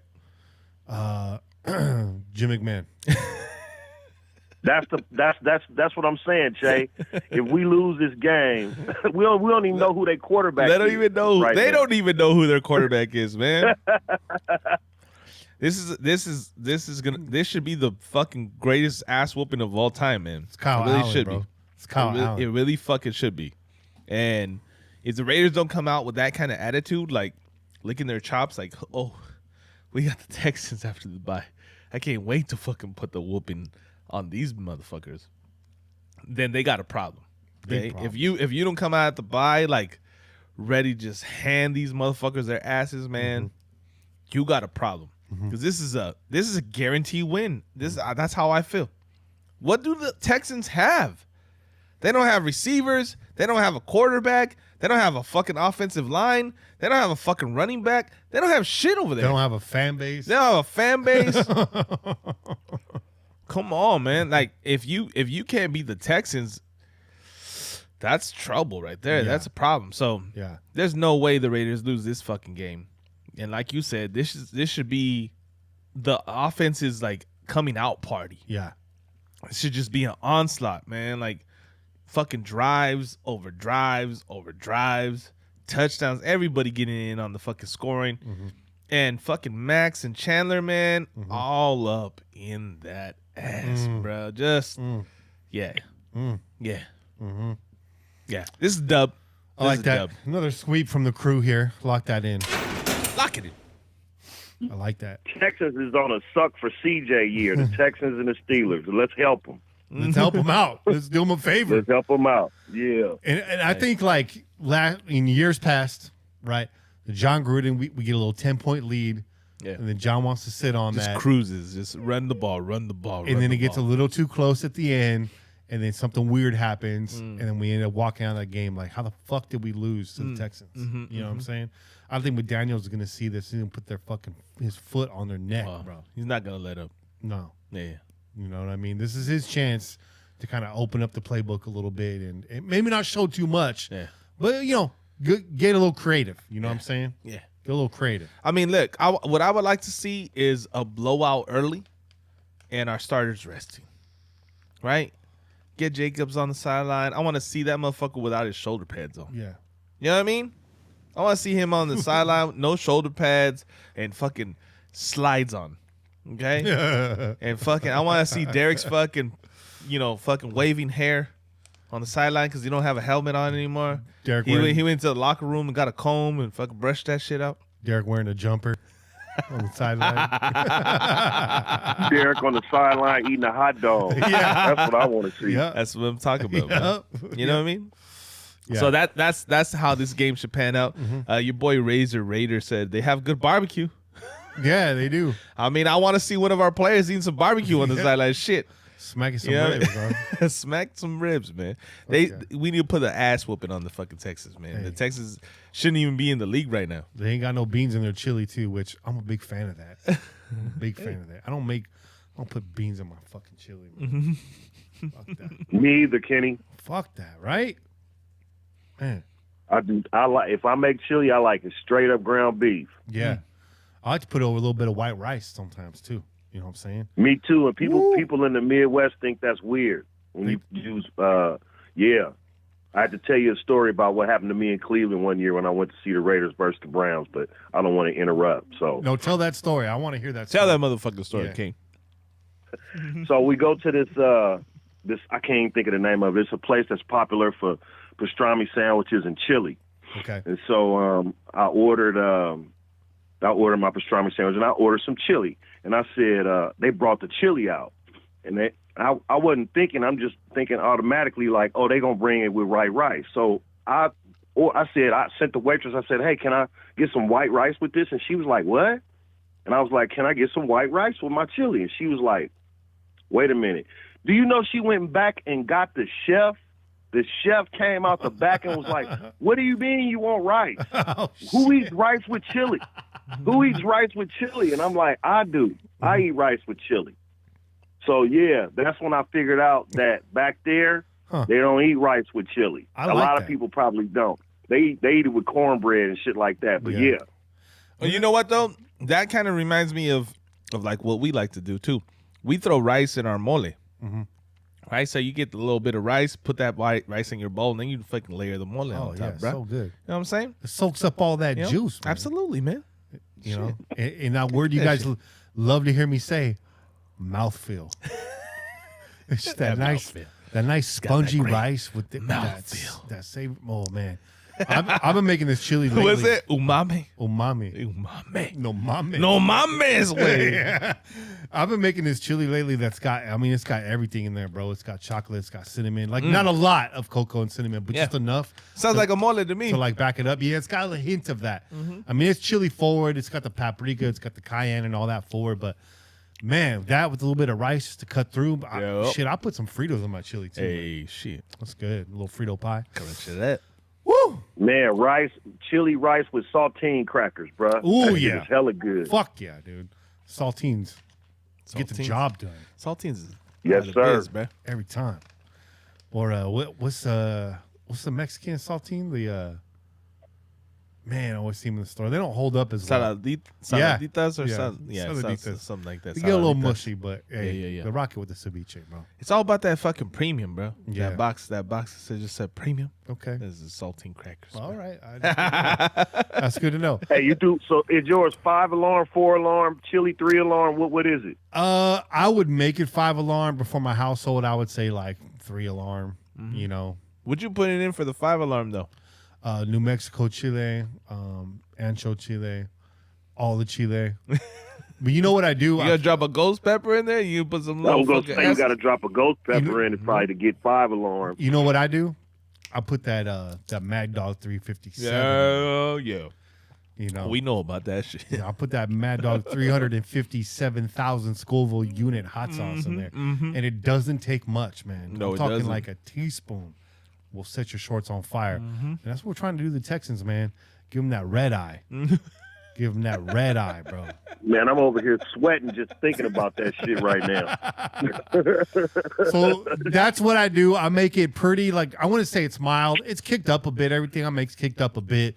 But when it comes to my bowl, if I have to, I'll kick it up with that. There you know. go. If I don't want to, call into work the next day, maybe I just stick with the Belizean heat. There you go. Like The Legion Heat is fire, bro. It's generous amount That of shit's that. fire, bro. It's good. It's got good flavor. Yeah. That shit that I got the other day, that wing sauce that I Yeah. sent you, you put a little bit of that into your chili, man. I guarantee you that'll kick it up. Okay. That ghost pepper sauce, man. All right. Oh yeah. So moving on. Oh, I was looking at Bobby Wasabi. So you get the white rice, put an egg on top of it, and put chili on top of that. Woo! Screaming. Ooh, that sounds hella good. Damn. Wasabi right there, man. Put an egg on top of anything, man. Fuck yeah. I put my huevos on top of Shit. All right, moving on. October 30th, All Hallows Eve on Bourbon Street, New Orleans Saints. This is a game I really want to get to. I need to try to make this happen. I want to be out there. I Hey. want to be there with Kane. I want to be there full force with Raider Nation because I seen what happened the last time Kane went to a Saints game. The rest of that season was history. You already know what it is. And Raider Nation was in full effect. Am I right, Kane, or am I right? Yes, sir. Man, it was, Raider Nation was in full effect, wall to wall, street to street, the whole Bourbon Street. It's off the chain, bro. Off the chain. I can't wait, too. I said I was going to come back. I already got my tickets. My hotel is booked. My plane flight is booked. I'm already there in my mind. I love that. I love that. I think we win this game if you're there. I think we definitely win this game if we're all there. Well, that fuck yeah. Oh, We all need to go, man. Woo! You know what I'm saying? So wait, we that's all the didn't third. make it to New York. We all need to try to make it to New Orleans. That's I the wanna that's the do third. this. That's the 30th. In all honesty, if I would go, if I could catch like a late night flight back. Honestly, Little red eye flight. yeah, a little red eye flight because I definitely want to be back for the Munchkin to take your trick or treating. See, I'm trying You know to what I go and like come back on the 1st of November. That'd be cool too. You know But what I I mean, yeah, I would want to be back by the 31st. Because I'm going to be on a plane the weekend before. Even if it's late, even if it's like middle of the day, 31st. You know what I mean? Yeah. I'm going to be on the plane probably that weekend before. But I'm down to get on another one, man, because I've always wanted to go out to New Orleans. And Kane's already been out there once to scout it out and then, take us and show us the way. Mm-hmm. And I've already had Kane's jambalaya, bro. Hey, jambalaya. Fucking fire.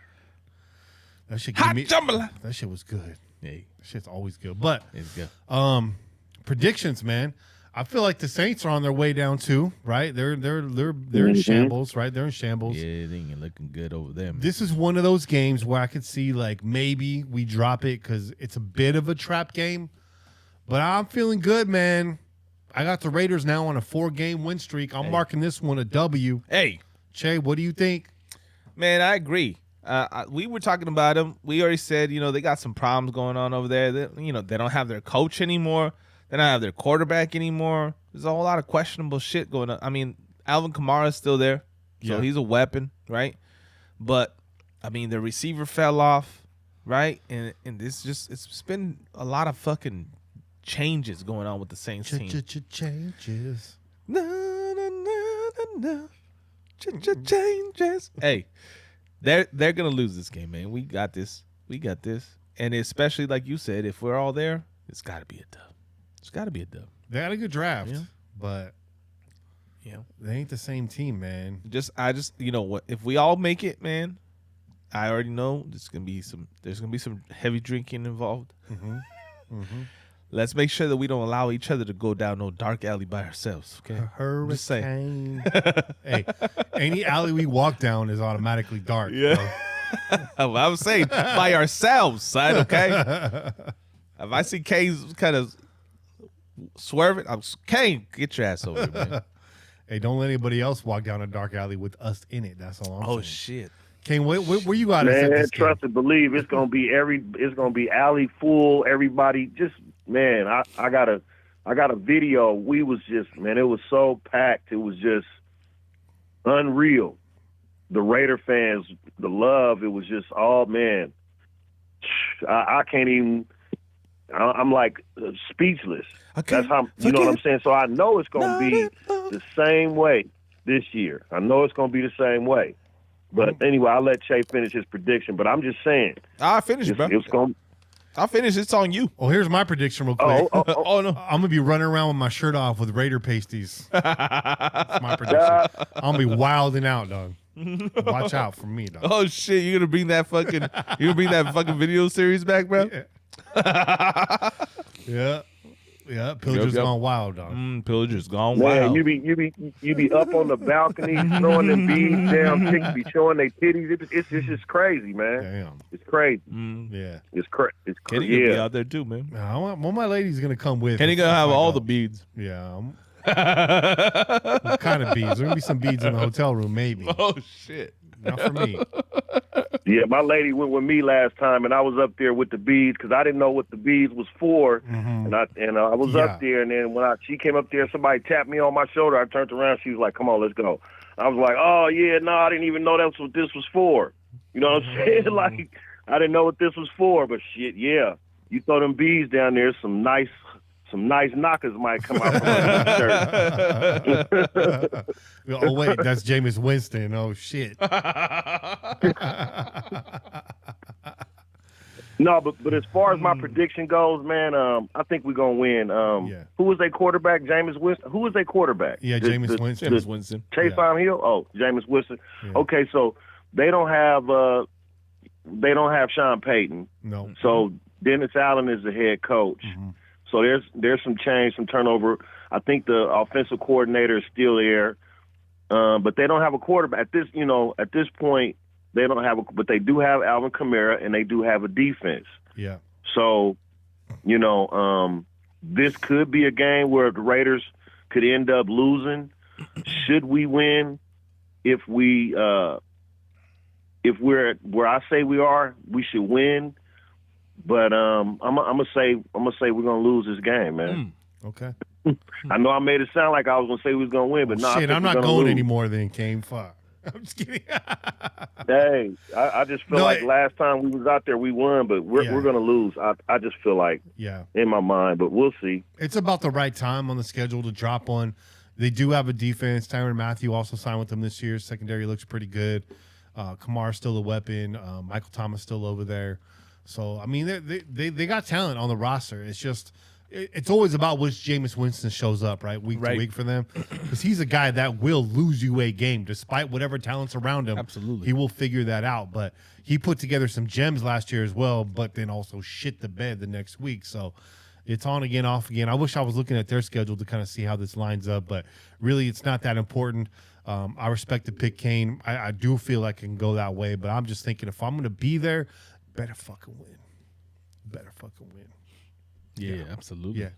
Moving on, the first back-to-back roadie of the season, December 6th, another 10 o'clock start against the Jacksonville Jaguars in Florida. Should be pretty nice out there in November. I've been out in Florida in December. It was actually quite cold in Orlando in December. It was kind of a trip, but it shouldn't be a factor. Weather shouldn't be a factor in this game. Jacksonville, what the fuck's going on in Jacksonville, man? I mean, they did what they did to get their quarterback, but there isn't a whole lot else going on over there. Who's the coach right now? It's not Urban Meyer. He's out, right? They got rid of his ass. Urban Meyer's gone. Urban Meyer. Yeah. Yeah, he had all that and shit. They also went and got Sunshine's receiver. Yeah, they did too. They went and got his receiver from college, so yeah. So they're trying to they're trying to recreate the Burrow thing, that what the Bengals did with Burrow and Chase, and I think that's kind of the new direction that we're going to start seeing a lot more of. These guys that were able to perform together in college. But we'll see. That doesn't necessarily say it's going to work, man. Right. You know what I mean? Right. Doesn't mean it's going to work. They're still the Jaguars.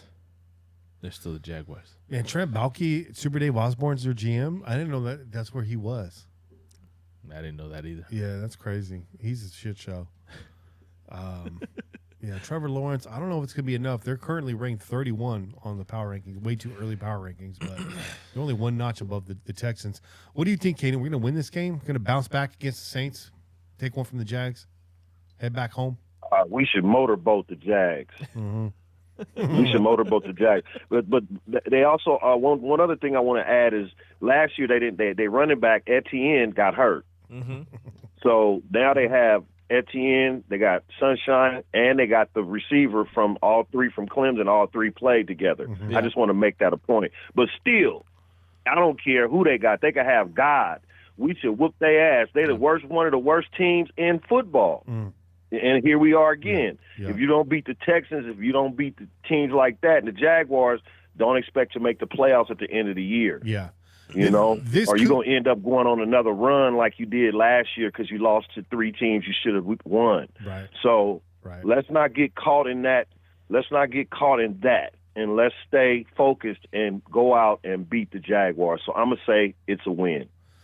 Yeah, I agree with you. I'm also have this down as a win. This could be a trap game for all that talent you mentioned.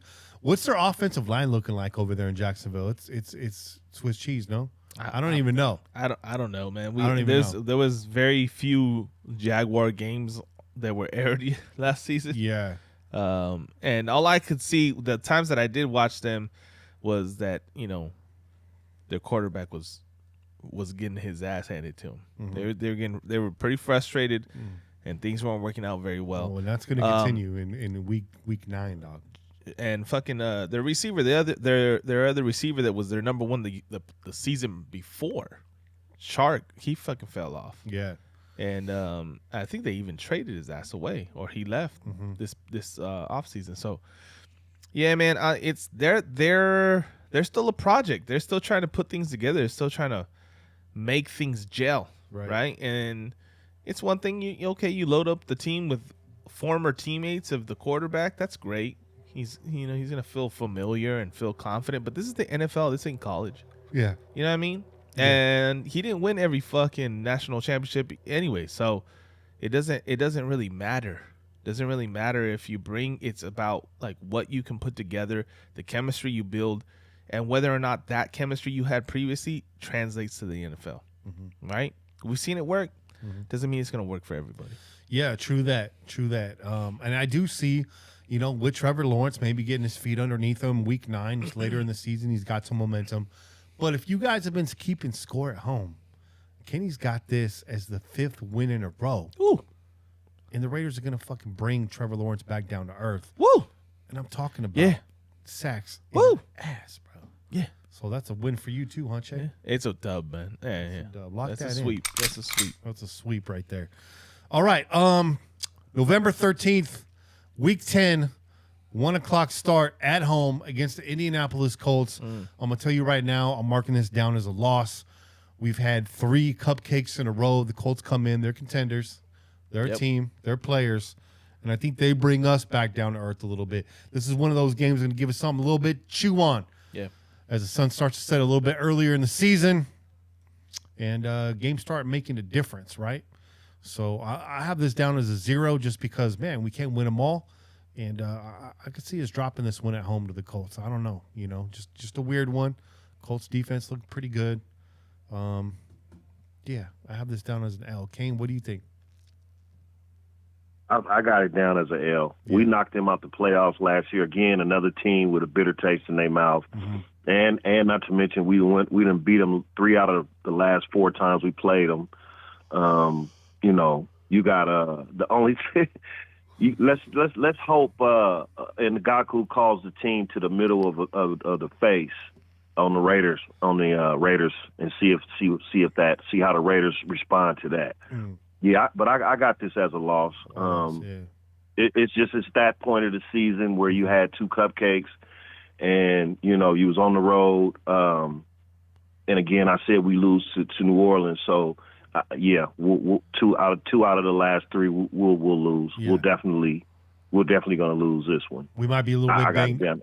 Automatic L. The Raiders they don't when it's time for them to come out and let's put our foot down in somebody's throat and let's say, okay, we got y'all like the Chiefs pretty much got our number. Yeah. The Raiders don't do that. Right. I mean, historically they don't do it. No matter who the coach is. So like I said, I got this down as a loss.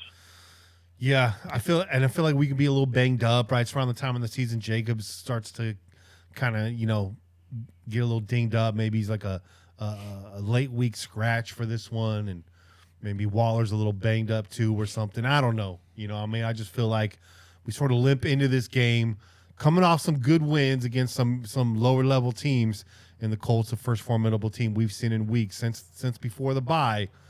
And this is a loss. This is like a wake up, Raiders. It ain't going to be easy for the rest of the season. What about you, Che? Round us out. Yeah, man. I wish I could go the opposite direction, but I'm on the same page with you guys. I feel like this is going to be a loss. So look, the Colts got a quarterback this offseason. They got Matty Ice, right? So Matty Ice is there now, so they got a solid quarterback over there, and we've seen Matty Ice have his ups and downs. But what they had last season was fucking night and day. So that offense should be better. And they had pretty decent offense last season, even with all the troubles that they had at quarterback. Jonathan Taylor is the real fucking deal, right? As long as he's healthy. Yeah. And if you look at their roster, man, they got a lot of decent backups too. It's not like they're gonna fall off a whole lot if somebody goes down. So offensively, they're looking pretty good, man.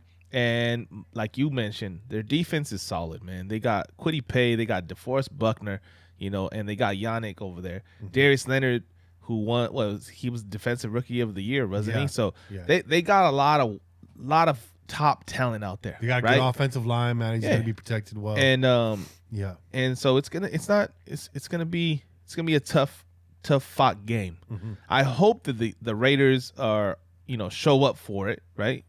And it goes down to the end, right? We lose it, but it's like honorable loss, right? I don't want to fucking see us get blown the fuck out or look silly. That would be fucking horrible. You get in there, you fucking throw your punches and you land some, you get hit with some, and then you lose a fucking decision. You know what I mean? Yeah. Lose a decision, that's cool. I could live with that. It's one of those games where it's closer than the scoreboard looks. Like we lose by 10, but we're in it the whole time. Yeah. One of those types of losses, right? Yeah. That'd be good, man. Yeah. But yeah, I have to go with the loss. I have to follow suit with you guys, man. And that probably doesn't look good to everybody, a fucking loss straight across, but hey. All right. And then can't win them all. Can't win them all. You can't win them all. Got to remind you that. And then it's back on the road for another back-to-back roadie. And it's been a few weeks, but now we start to see the AFC West opponents come back around in the schedule. It's week 11, and we're on the road in Denver this November 20th against the Broncos. Kane, is this a win or a loss? I think I said we lose. I think I said we lost to them in the first 3 games, right? You had it as a win. You have the Broncos game is a win. I said it's a win. Okay, so I think this is week 11. Yeah. Week 11. Okay. In Denver. Yeah, November 20th. In Denver, and it's gonna be cold, and by then we'll know what Denver is, right? Because they've gelled and become a playoff team, or they're struggling, still trying to find their identity with the new quarterback, et cetera, et cetera. Right. So again, I'm gonna have to say we lose this game because it's one of those games where I don't know how Denver's gonna look, and we're not at home. We're on the road. It is a cold weather game. Don't care what you say. Our quarterback doesn't play well in cold weather. So, yeah, it's a loss, man. It's a loss. Unless Denver hasn't put it together, it's a loss. It's a loss. Yeah. It's a tough one to pick. It's tough to pick the Broncos this year. I feel like, it's tough to pick that game. There's a lot of question marks. Like we got to see what it looks like on the field. We really have no idea what that fit is going to be like. What about you, Che? A win or a loss? Man, you know what? I got to go the opposite direction. I don't know what this Broncos team is going to look like, and until I see otherwise, I don't feel like I can say that we're going to lose that fucking game. Yes, it's going to be in Denver. Yes, it'll be cold. But Denver has more to prove to me than the Raiders have to prove to me. That's how I feel about it, right? There's a whole lot of moving pieces over there. There's a whole lot of shit that's unknown for them, where I don't feel like that's the case for us. And I feel like at this point, the Raiders should be in a groove, right? We should be in a groove. The gelling should be done by this point. You're talking about week 11. Every question that we had, is this going to work or whatever, we should know by now, right? So I feel like the Raiders should be, able to win this game and go 2-0 against the Broncos. That's not unheard of. We've done it. So 2-0 against the Broncos. In fact, if y'all been paying attention, it's tradition for me every year to predict a sweep against the Broncos. Now, it hasn't worked out, but I'm going to stick to that tradition for all the reasons I mentioned earlier in week 4. And Kane and I have been out to Denver. Every Broncos fan I've met here in California, they're diehard, and they will go toe to toe with you, arguing about the teams. In Denver, fans are soft as baby shit. I did not expect it, but they're like the nicest fan base you've ever met. It's really strange. It's a whole bunch of sweethearts over there. Yeah, it is. It's a young crowd, bunch of cupcakes, man. A lot of college kids. You know what I mean? They're just there a lot of college kids. Yeah, good. There for a good time. It was a trip, not what I expected. I expected a lot of hardened veteran fans out there, and wasn't like that at all. Just the dude in the barrel, right? Don't they have a motherfucker that sits in the front rows? I think that guy died. Did he? Oh, yeah, shit, I think he died. Shit. Yeah, soft. R.I.P. to you. Just kidding. Yeah, I agree with Kenny on that. The fans was partying with us. Yeah, and kicking it with us and offering us beers. I mean, we might allow one or two fans walking the gauntlet to, stop for a minute. He has to enjoy that. These people was literally dancing and partying at a Raiders tailgate party in Denver. Yeah, it was unreal. That's because Raider fans know how to fucking party, brothers. Come on, man. We know how to tailgate for real. Like I told you, we went to the Raider tailgate and they were real cool out there, man. Raider Nation rolls deep out there. Yeah, they had hooked up. They had the sound system. Like everything looked very familiar. The food was bomb, and we're standing there watching Bronco fans and Raider fans line dancing with each other. And dudes all just like home. And I was like, the tacos? Yeah. This bullshit over here? Nah. Really? I was like, bro, this shit does not happen in Oakland. Man. You've never been to Oakland? He's like, no, me and my lady are going out there for our honeymoon. Good. And then bring that shit back. Okay? But y'all are doing a good job. But this shit, nah, man. Yeah, man. Line dancing. And I was like, I'm cool with it. I'm just here for a good time. But it's not what I'm used to seeing. Man. Electric slide, maybe. But not no line dancing. Fuck out here, bro. That boot scooting boogie, bro. So I'm going to mark it down as a win. Chase got the win. Kane's got the L. For the right reasons, too. We saw them in that game, until the very end. And that altitude is no joke, man. Yeah. You saw we were gassed. You could just see it. We had, Mile High Stadium. Kane and I were like 2 miles up in that stadium. We were in the tippy top. And you could see it from there. Yeah, walking, and it gets steep. It gets hella steep, too, going up this step. Man, yeah. Were you lightheaded? I was lightheaded, bro. Yeah. And it was record temperatures that day. I think it was like 98 degrees up there, dude. We were cooking. I looked over at Kane. He looked like a piece of bacon, bro, sizzling. I was like, man, I think I went and stood down, and I think we all went and stood down in the little in the hallway area there. Yeah. The one great thing there's no lines at the concessions at all. You just walk up and get a beer anytime you want. Hey. Yeah, that's nice. We're not familiar with that. A very no-frill stadium, new, clean, nice, easy to get in and out. The parking lot fucking empty. It's weird. They have so much parking in and around the stadium, private lots and all that it just disperses. It's not like what you would think. Yeah. Where the Raider tailgate was, it was just like acres of empty. Like you could just see it, bro. Like, oh, there they are. We were walking through it. It's kind of weird. I've never really seen that before because the stadium was packed. Mm-hmm. You know what I mean? But because we didn't park in the stadium. We parked like in this giant church parking lot, about maybe a mile out from the main parking lot. And as we walked through, it was just like you see a big group and then empty, and then a big group and then empty. It was weird. It was weird, But yeah, so a win. Let's move on to week 12. Again, back-to-back roadie. This one traveling to Seattle against the Seahawks. I have this down as a loss, man, and I feel like we should beat Seattle, right? Russell Wilson's gone. A lot of things up in the air, but for me, this is that game that I circle where it's like the trap game, right? Yeah. Seattle fan base is going to be loud up there. Back-to-back roadie. A bit of a trek up there to Seattle. And late in the season, we're a little bit banged up. Early on, I think we take the Seahawks. Right here, I just think it's another disappointing loss. Kind of walk away scratching their heads. Just like one of those games where we come out, there's just no gas in the tank. It's just like, what are we doing out there? And it's just kind of, it's lack of effort in this game. I see. It's just kind of can't really muster anything. So I'm gonna mark it down as a loss. What about you, Che? I'm gonna go opposite, man. I'm gonna go win here, bro. The Seahawks are in the same boat. They have a lot of shit to figure out. Mm-hmm. They swapped quarterbacks with the Broncos. So they got a problem in their hands, bro. Yeah. They got to figure out a lot of shit.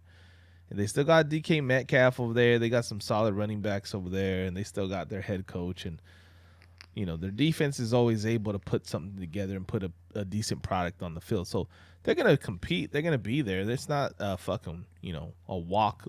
You're not just going to walk over these motherfuckers. You got to play them. You got to come ready to play, and you got to earn the win. But I think we got enough to beat them.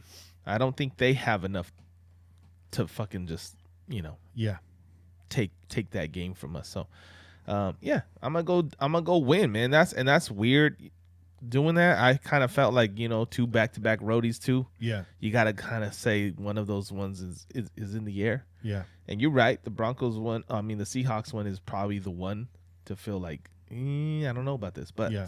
I don't know. We're obviously gonna revisit these picks. Yeah. As the season carries on, and we'll see what these teams look like, and then we'll be able to say like, yeah, I was right, or you know what, changed my mind. I think this is gonna be a little bit tougher than we thought, or this is gonna be way easier than we thought. Yeah. But until then, I'm gonna go back-to-back wins, man, on back-to-back roadies. That's kind of weird, but.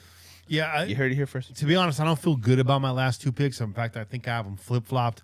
I think we lose to the Broncos because of altitude and what have you. Because Russell Wilson can have our defense running around and we get gas in that game and the elements get to us. And we should beat the Seahawks. But I'm just going to flip-flop it. Again, tradition. I got to predict the sweep against the Broncos every year. I have to do that.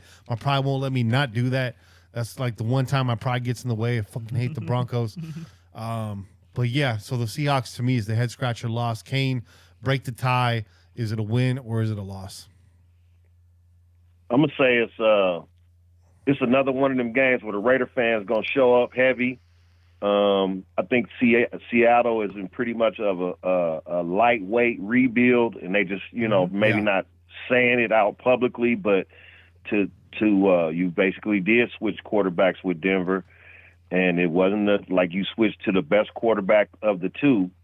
So I'm looking at it as a light rebuild therein. And I don't see the Raiders going into this losing, because I did say we were going to lose to Denver. I just don't see us losing back-to-back wins on the road. Yeah. And then, Seattle's it may be raining, but it won't be as cold. It gets cold in Seattle, but not at that time of the year. Usually around February is when it get really cold there. Yeah. So that's right. So this is a win. I'm gonna have to say we're gonna go out and we should win this game. This is a game you should win if you want to make the playoffs. At this point, this is what week 12. You should the playoffs standing should be rounding up, and you should be getting charged up and ready to go into December and have a strong month. So. Yeah, definitely. We win this game. Yeah, I see this. If it is a wet game, a game where we get all 3 running backs involved, really happy about our running back core right now. But, so I respect your guys' picks. I think you might be right here. I probably have my picks backwards. I'm just going to stick to them. Let's move on. Week 13, we get the Chargers at home in Las Vegas. Actually, you know what I'm going to do? I'm going to flip-flop these, man. I'm gonna flip-flop these, man. I'm gonna say we do beat the Seahawks, and we lose to the Chargers, man. That's what I'm gonna say. Okay. Actually, no. I'm gonna stick with it. And I'm gonna say we lose to the Chargers, man. I'm gonna say the Chargers. Man, I hate to say this. I feel like Chargers might sweep us this year. Chip on their shoulder, and I think they might steal this one from us. But Kane, what do you think? I'm interested what your take is on this game. I honestly think we're going to lose to the Chargers. I don't think we can sweep the Chargers, and I think we got 2 home games against them basically. But I think the fashion that we beat them, it just left. It's the beginning of an old rivalry. Now they like, okay, y'all did us like that. We got y'all. You know what I'm saying? And now, not that we're the less inferior team. They have a good quarterback. We have a good quarterback. We pretty much played equal in that game. Yeah. It just came down to the last little, play. So, I'm gonna have to say we lose, man. The Chargers and the Raiders are equal teams at this point right now. Yeah, they are. You know what I'm saying? So, I don't see the Raiders sweeping the Chargers. And I love that So take. you could flip flop it if you want. You could say we're gonna lose to them in LA and we're gonna win at home. Right. Either way, we're not gonna sweep them. Right, a split with the Chargers. And I like that take, man, with the windows closing, presumably on the Chiefs, the Chargers being the new rival in the AFC West. Yeah. Right? Like the cross-desert rivalry, man. LA, Las Vegas. I like that take. I think that's going to stand for a while. I think you're spot on with that because they are very evenly matched teams. Very evenly matched. And I'd like to think we have the edge on the coaching, but we got to wait and see on that. But, yeah, I like that take. What about you, Che? I got this as a loss too, man. For the same reasons. I just don't think that we can sweep the Chargers. Maybe I'll be proven wrong. Maybe I'll feel differently as the season continues, right? But I think that this is a team that is equally matched with us, man. We have similarities in the talents that we have, right? Good running backs, good quarterback, good tight end play. Like it's good they got good receivers. We already know what they have on the field. Offensively, they put a really good product out there. And Herbert is every bit that fucking guy that we thought he was going to be. Because we talked about it. We're like, look, there's a reason why there's rumors that they might draft a quarterback and the Raiders might draft fucking Justin Herbert. Well, those were real rumors. Those were real rumors. Yeah. And now we're seeing why, right? Now we're seeing why. So it's going to be toe-to-toe, man. It's going to be another battle. I think we lose one late, fucking field goal or some bullshit like that, right? But it's a loss that you can still hold your head up high. You don't have to fucking feel like, oh, man, they got the better of us. They're the better team. I think it's just one of those things where if we meet them fucking 10 times, we're going to fucking win 5, lose 5. It's just that's how it feels right now, right? So I lost this time. Okay. But, All right. Season ain't over. What you got on us against the Rams in L.A., man? Me? You asking me? Yeah. You got us 9-3 right now, headed into L.A., man. Yeah, I do. But you know what? The Rams are the defending champions until somebody unseats them. They're going to be that. And I don't expect them to fall off dramatically. So I got this as a loss as well. What about you, Kane? How do you feel about the Rams in Week 14? By the way, this is the first Thursday night football. I'm sorry, go ahead. Thursday night football, short week on the road. Not a long roadie, but short week. Thursday night football, defending champions. How do you feel about this game? I guess we could say this is another home game, right? I guess Raider fans are stronger than Ram fans, so we'll buy those tickets no matter how much they charge us for them. Yeah. But no matter what, they're still the Super Bowl champs. And this is the first time of the year we lose back-to-back games. I got us as a loss. Lock it in. Man, we just predicted back-to-back losses, all three of us. But you know what? Moving on to December 18th, this is the final stretch, the final quarter of the season, right? And I have us at 1, 2, 3, 4, 5, 6, 7, and 6. Che, you got us at 9 and 4. And Kane, you have us at 3, 4, 5, 6. And was that 7? 1, 2, 3, 4, 5, 6, 7. Yeah. So I'm 7 and 6. Kane 6 and 7. Che 9 and 4. A lot of questions surrounding the team now at this point. They've got the highs, they got the lows. They've seen some high points. There's some good things. They've also dropped a couple games. Some teams that maybe they should have beat, and they haven't been able to beat the contenders. If the Raiders were for real, they would have beat the Rams. They would have beat the Chargers in Week 13. Who is this team? We're about to find out what they're really made out of. But lucky for us, down the stretch, we got some winnable games here. Starting off with the Patriots. Again, another primetime game, Sunday Night Football, 5:20 start at home in Las Vegas. We're going to whip the Patriots' ass. Josh McDaniels, come on, man. He's got this date circled on his fucking calendar, man. I hope so. I hope so. Not a 40 burger, but we're putting up like 35 to 17. I'm giving you the score. 35 to 17, the Raiders win and improve on the season. The final quarter, looking to make a run towards the playoffs. There we go. It's going to be the Raiders and the Chiefs. The Raiders and the Chargers, and the Chiefs trying to keep their foot in the door. There you go. Right? It's gonna be deadlocked in the AFC West, I feel like, about this point in the season. Yeah. Right? Every game counts from this point on. So I got it as a W. What about you, Kane? Patriots. Yeah, I got to go with McDaniels. Got this game circled on his calendar, like circle. You know how you circle shit hella times and put dots on it, like, you know what I'm saying? Like he's definitely like, yeah, I got to show Bill that I'm you know, that I'm the man. I'm the man. Y'all, you know, we to be reckoned with now.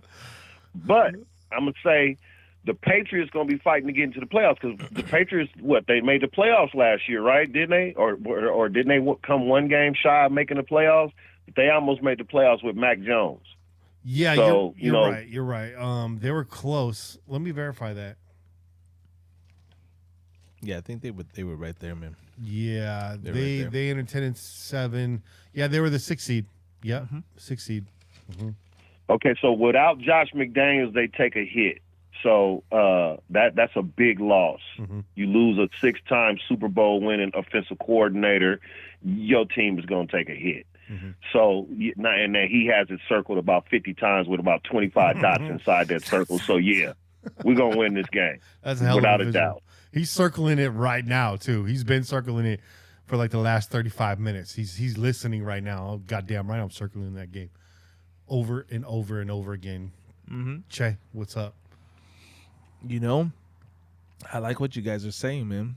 I want to go with you, but I don't know. This game feels weird to me, because we've seen it in the past where we get some guys from another team, and then it's all the fucking like, hey, they're facing their former team and all that kind of shit, and then it just doesn't pan out.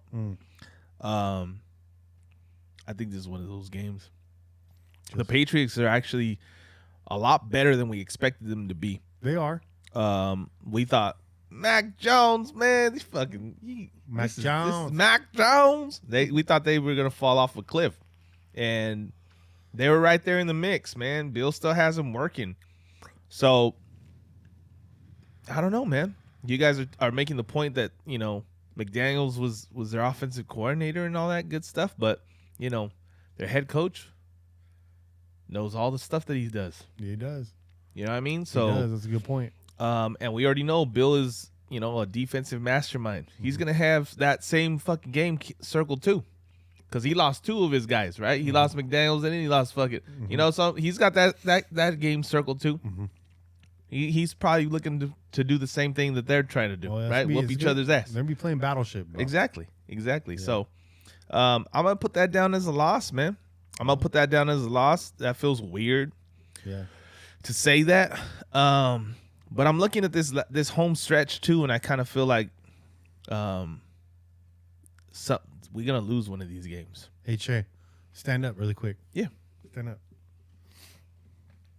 Get the fuck out of here. I stood up, bro. Hey, we're gonna lose one of these games. No, those are good. Those are good points. And I think this out of the 4 games that are left on the schedule, this has the higher likelihood of us losing than the other 3. That's how I feel about it. You make good points. Belichick is not the guy you want, knowing what your head coach's tendencies are. Exactly. That's a very solid point. That's a very solid point. But man, I don't even know if he makes it in the stadium, dog. Hey.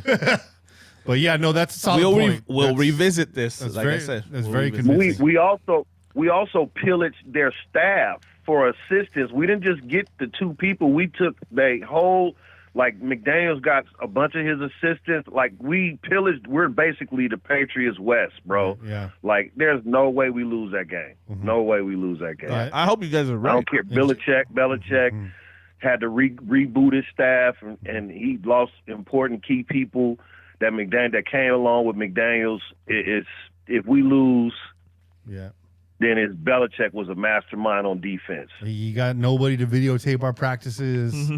Yeah, he's in shambles right now. All right, back on the road, man. This was a tough one for me to call. I just called it based on who the Steelers are, but it is in Pittsburgh on Christmas Eve, the night of Christmas Eve. This is a Saturday night game, so it's a bit of a short week. But man, it's Raiders, Steelers, Christmas Eve. There might be snow on the ground. Like, regardless of who the Steelers are, this is going to be a fun game to watch, man. Right. Raider Nation's going to be around their TV sets watching this one. It's going to feel like a classic game just by the look and the feel of it. The teams on the field, the weather. It's a night game, the primetime announcers. It's going to feel like a bigger game than who it is. But I feel like with the Raiders, the playoffs in their sights, got to come out and win this game, right? Am I right? Yeah. They got to win this game, right? Absolutely. You mark this down as a W? I got this down as a dub too, man. Ben Roethlisberger is done. He's done so, right? And they don't got no quarterback over there. They got Najee Harris. He did decent last season. And they got, some decent receivers, but they're not gonna do what they did with Ben, man. I don't see that happening. They're in a reboot. They're trying to reconstruct over there, and who's their quarterback? Real honest question. Who's their quarterback? The backup. King Concussion. What's that guy's name? King Concussion, bro. Is it still that dude? I can't think of his name. Mason Rudolph? The backup. The one that they fucking put Mason Rudolph. That's his name. Yeah. Mason Rudolph. The dent in his head because he got that fucking helmet to the fucking head. Yeah, Mason Rudolph, man. Yeah, that motherfucker is going to get ran over, bro. He going to be looking for Juju Smith. Like, where's he at? Man. He needs to still be looking for him in week 15. He's with the Chiefs, bro. Yeah. He's with the Chiefs. Kane, where you got us at in this game?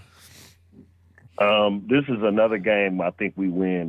The Steelers are on suck for CJ as well, so they're not trying to win hella games. Their spirits. If we lose this game, it's because it was snowing and it was hella cold, and Derek Carr just wasn't playing like he was supposed to be, and they just snuck a win out of us because it was too cold. You know what I'm saying? And I think that's where McDaniels plays smart. He's got to know Derek's tendencies. I know he's watched all the tape now. He's scouted that before. He knows all that. And we got a pretty nice stable of running backs. And if you've paid attention to the Patriots, Tom Brady was a G over there. But when it comes to December and when it comes to playoff football, the Patriots do like to run the ball. Absolutely. And I think Josh McDaniels could possibly do Derek a favor, take the game out of his hands, and just smash the ball against the Steelers for 4 quarters in the snow. I think it's exactly that. They're going to force their quarterback to fucking win a game. Yeah. And he's not going to be able to. No. They're going to fucking cause turnovers and havoc over there. And the defense will win this game for us. And the offense will just sustain. Yeah. Sustain. Running game will sustain. Yeah. First downs, whatever. I agree. All right. And then finish off the season with back-to-back home games. Yeah. When's the last time that happened? Probably sooner than I think, right? It doesn't feel like it, but it doesn't feel like it. Yeah, you might be right. I think the last year in Oakland did we end like that? I was going to say the last year in Oakland. The last year in Oakland. We did Denver and back-to-back Jacksonville, games right? at home. Like Yep. So, New Year's Day, man. We're playing every holiday this year, dog. We're playing is that Thanksgiving the 27th? No, that's not Thanksgiving, but that's the week of. Yeah, no. But we're playing Christmas Eve. We're playing All Hallows Eve. We're playing New Year's Day. And we got the 49ers coming to town. Now, on the power rankings, the Niners are way up there. But they're not way up there. I don't think they're that team. I didn't think they were that team last year. I know they got a good defense. They always have a good run game. Jimmy Garoppolo's going to be quarterback, or is it going to be what's the cat's name? Trey Lance. Yeah, Trey Lance. I don't even know that the Niners know who they are right now. They feel good, but I don't know that they know. Defense. You know what I mean? I agree. Yeah. So Bobby has us at 12-5. We got to get his picks. He's in the chat right now. But in the last time we played the Niners, man, that was team giving up on John, right? It was right after the Amari Cooper trade, right? I was at that game. It's garbage, man. I was there watching the game at Target, Great America, Levi Stadium, Great America.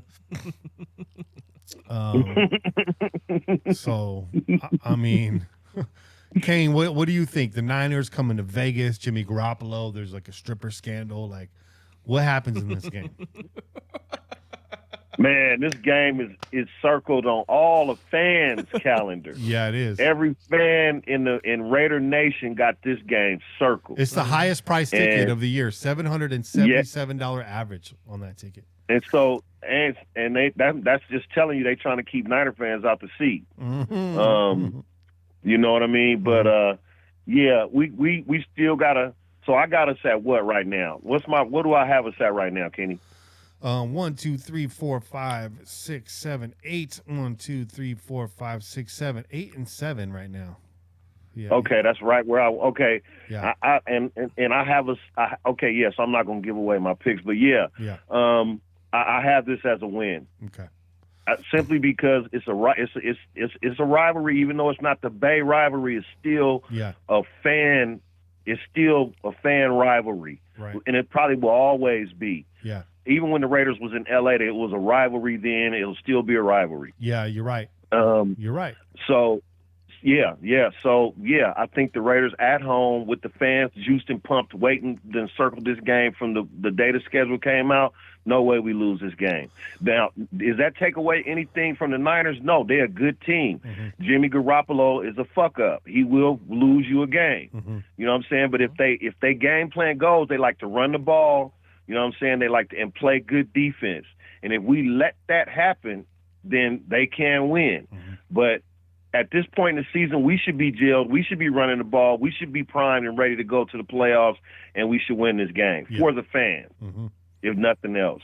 Jimmy Garoppolo, pick 6 on the run, errant pass. They're going to be up in his ass in this game.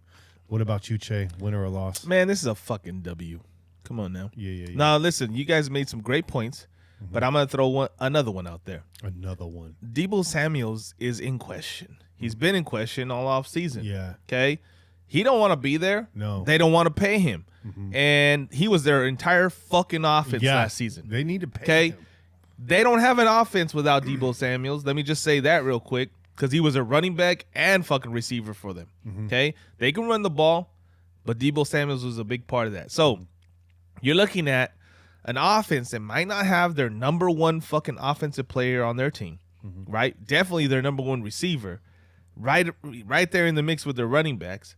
You have a quarterback who's currently fucking, I don't know that there's a timetable for his recovery because he's injured coming into fucking offseason. I think he had surgery. Yeah. So you don't really know what the fuck's going on with Jimmy Garoppolo, and we already know he's trash. And then you talk about Trey Lance, who's unproven. Okay, so offensively, they got a whole bunch of shit going on. Defensively, you know what they're going to do. They're going to fucking get after the quarterback. Yeah. They're going to fucking make some plays. They're going to keep their team in the game. Okay? It's about being able to outlast these motherfuckers and hit when you can. And I think the Raiders will do exactly that. I think they got too many problems on the offensive side of the ball to hang with us. And eventually that defense will break. And I think at this point in the season, the Raiders have too much to play for, you know.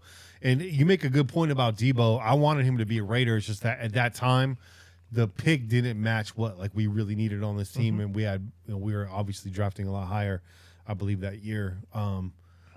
So you have a guy like Deebo who sustains a lot of damage in every game. I mean, he's a physical player, and they ask him to do a lot. And you're asking him to do that again while he's disgruntled. I just don't see him having the greatest year this year. I just don't see him being on this team at this year. Yeah. At this point in the year. Yeah. You know what I mean? Yeah, it's a good call out. All right, so back-to-back weeks where we're predicting the sweep. Lock that in. Oh, and Bobby, a little factoid in the chat. The game against the Steelers is one day after the 50th anniversary of the Immaculate Deception. There we go. We're playing Groundhog Day, Martin Luther King There Day, we Cesar go. Chavez Day, every holiday. Damn, that's a lot of holidays, man. Holiday. All right. Final game of the season. The time of this game to be decided. Could be flexed into prime time. Doesn't matter. Because we got 3 back-to-back primetime games down the stretch. Yeah. This is the Kansas City Chiefs coming to our house, man. Yeah. So I got this as the W. This is the nail in the coffin for the Chiefs. They're trying to get that wild card spot, and we say, fuck you. And that spot's probably going to go to the Chargers. I like that. You know? Well, I don't know. So I have it as a W, which I have us at 11 and 6. Mm-hmm. I don't know if that gets us in as AFC West champions. I don't know where. I haven't looked at the Chargers schedule, so I don't know. It's either us as a wild card or them. But there's 2 playoff teams coming out of the AFC West this year. That's for sure. One of them is not the Kansas City Chiefs. That's my pick, and I'm sticking to it. Kane, final game of the season, Kansas City Chiefs in Las Vegas. To be decided, flex game. What do you think? And will this be flexed into primetime? Okay, so this is what I think. I think that the AFC West, I'm gonna stick to my AFC West is caught up to the Chiefs and everybody's pretty much equal. It's until we see Denver, I'm gonna say they got better because of the quarterback.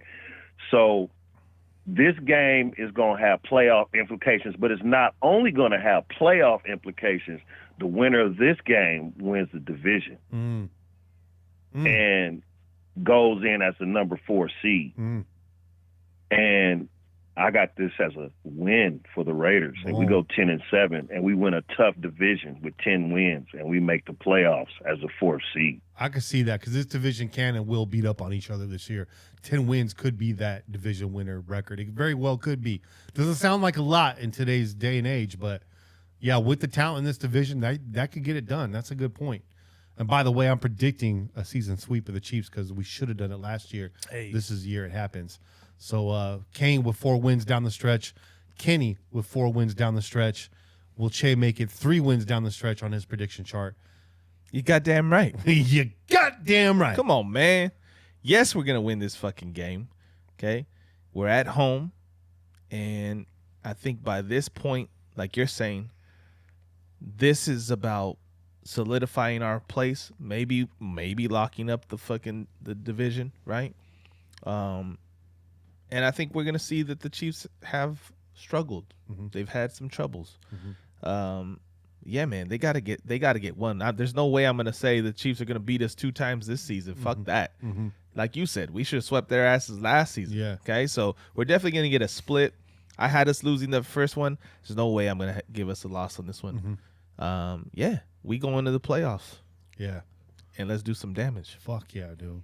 Right? Mahomes leaking ketchup out his kneecaps in this game. You know what I'm saying?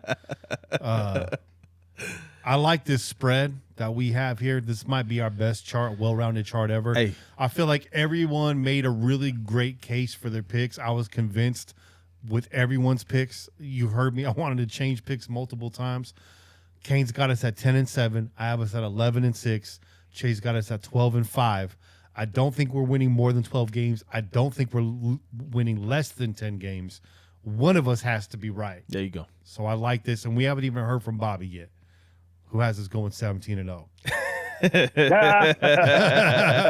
No, what did Bobby say? He said 12-5. Yeah. 12-5. Oh, okay, so 12-5. Okay. All right, he said that in the chat. We've yet to get his game-by-game prediction, but we'll get that. We'll get that from him. You know, all right, I like that. That's a good spread. Yeah, hell yeah. That's a good spread. Hell yeah, man. Raider Nation, tell us what you think about that. Bang your phone, 408-909-PJFF. We currently have 0 calls in the hopper right now. We ain't got shit to talk about in the second half of the show. Man. We just gave you a monster first segment. Help us out. Do some work. Pound the phone. We're going to take a quick break. When we come back, we're going to open the phone lines. We're going to hear from you guys. And if we don't, well, I don't know. We'll talk about food or video games or some There you bullshit. go. You know There how you we go. do it. There you go. Kane, that was a hell of a run, man. I really enjoyed listening to your breakdown. It was good talking to you. It's been way too long. I'm ready to get back on this wagon. There we go. Yes, sir. Same to y'all, fellas, man. I'll catch up with y'all next time. All right, All right, brother. brother. Have a good one. All right. Peace. Peace. Yeah, All right. man. And just like that, y'all, we're going to take a quick break, and we'll be back shortly. Yeah. We out here. Peace.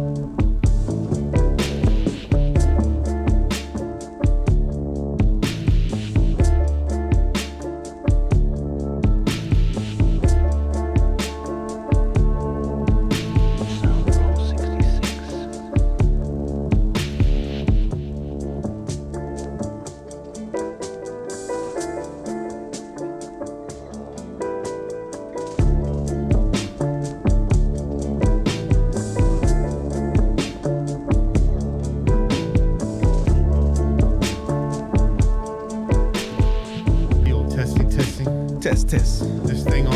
Chickity check.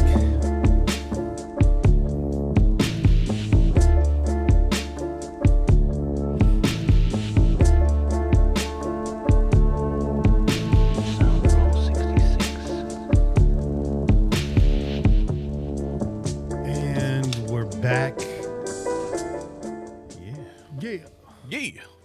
Yeah. We're back, but you're not back. Amen. Because I don't see no phone lines here or phone calls here. But What the telephone bill? I love that song. Yeah, fuck yeah. Everybody loves that song. And if you don't, something's wrong with you. Phone lines are open 408-909-7533, 408-909-PJFF. What you got to say about our predictions, about your predictions? Most improved team in the AFC West, most improved team in the NFL. What do you got to say? Mm-hmm. You know what I mean? We want to know, man, because, we done talked a lot. So we need to hear from y'all. But, I'm going to get in this. Tell me what's on your mind. Hey. What kind of beer are you drinking? Classics, man. Wait, I went back to this Alvarado Street again. Solid. That cold press. Solid. Yeah, man. Hopefully you guys are cracking up a third one with me, so I'm not drinking by myself. Who do you think is the most improved team in the AFC West? The Raiders. Oh, there we go. Stole my thunder. There we go. Go to the 559. Caller, you're on the air with the Pillaging Podcast. Who am I talking to? Hello? I heard a what's up, dog, but it was really low. What's that, dog? Check your connection, caller, and call back. Can't hear you. What's that, dog? What's that, dog? That might have been Sal. Yeah, it was a little low. I don't know what was going on there. I don't know. It was really low. If you're calling in, don't put us on speakerphone, man. Scott S. said, how about those dubs? Hey, yeah, the Warriors got another one, man. 3-0. Western Conference Finals looking to close the door on the Mavericks. Hey, shit, man. The Warriors back in the finals this year. It's not over yet. It's going to be a tough finals. I got the Warriors in 6, maybe 5, probably 6. I'm gonna say this: if it's the Celtics, it's gonna be close. I hope you guys do win though, because I don't want the Celtics winning another one. Yeah, no, we'll get that done for you. You know what I mean? Well, as a Laker fan, I would appreciate it, bro. Well, we can get a little off topic. I mean, it's off season. We just ran through the prediction. We gave you a long first segment. It's all about that winning time, bro. You been watching that? You finished that? Man, I have not been watching it because I don't have that fucking HBO Max subscription, son. And I have a shit ton of subscriptions, so I'm like, I'm on the fence about getting another one. Right. So I'm paying for a lot of subscriptions at this moment, man. I hear you. You know? Everything's on subscription now. Everything's subscription based now, bro. You don't get anything for freezies no more, bro. No, you can't just pay fucking, for cable and get everything that you used to anymore. Now it's all separated. Well, do you have HBO on your cable? No. Oh, so okay. I don't have cable. Okay. It's all streaming services, Got you, bro. got you, You know got what I you. mean? Got you. So I only got to see the first one. Because I downloaded the app, right? And they give you a bunch of free episodes from a bunch of different shows. So I watched the first episode. Yeah. Which was good. I liked it. At first I was kind of like, I don't know. The camera work, like the camera, the feel of the camera. I got it, right? Like it's the 80s. Yeah. So grainy ass camera looks really fucking, Yeah. But at the same time, you're kind of like, yeah, okay. Well, this isn't the fucking 80s. I want to see some, some crisper fucking camera. But But then when you get John C. Reilly, he comes out as Dr. Jerry Buss, and then it really picks up because he's a funny motherfucker, Yeah, right? he is. Let's try that again. Yeah. Sal, what's shaking, man? All right, my bad. Yeah, I don't know what the hell happened earlier. Yeah. But fucking, you guys talking about them Lakers fucking sucking this year? Yeah, I know. Yeah. What's that, dog? Hey, man. Hey, be thankful, man. It doesn't happen all the time. It was that fucking. Oh man, you guys got me hella pumped about that schedule, man. Hey, Ooh, tell us about it. I can see 12, being optimistic. Mm-hmm. I can see, 11 because I can see I really clearly now. think There you go. I like that. Yeah. I can see 11 because I expect this coaching staff to be better than last year. Yeah. So I expect the game better. But with the tough-ass AFC West, this reminds me of my dad's AFC West back in the day in the 60s and 70s, where I see 10 wins. Whoever gets 10 wins probably going to take the division. Mm-hmm. Hey. Mm-hmm. Yeah. But, yeah, it's going to be a very fun year this year. I do believe I hope we sweep the fucking Broncos, though. Hell yeah. Yeah. That always feels good. It feels Oh, good. Russell Wilson. You know Nah, what, man, though? they don't got I'll it. say this. If we would have gotten Russell Wilson, how would talks be going towards Russell Wilson right now, though? My buddy put that at me. He's a Broncos fan. And I have to give him props because he knows football besides being a fucking Bronco fan. Mm-hmm. And I'm like, damn, he had a point, but I'm like, nah, fuck that. Derek Carr, I think if you'd have put Derek Carr on that Seahawks team, they're about, a game better. And I think I'm very tough. I'm like, you guys, when Carr needs it, you gotta lay the wood. But for the most part, he's been doing, better. But I see 11. I see 11 and 6. Okay. With a playoff win. I really think we do need to get a playoff win for sure. I know that's kind of, talking too far out, but I do believe this regime needs a playoff win. But you know what? It's not talking too far out, man, because at this point, Derek's been with us for a long time, right? He's a veteran of the game. He's a veteran of this team, and that is the next step, is a fucking playoff win, right?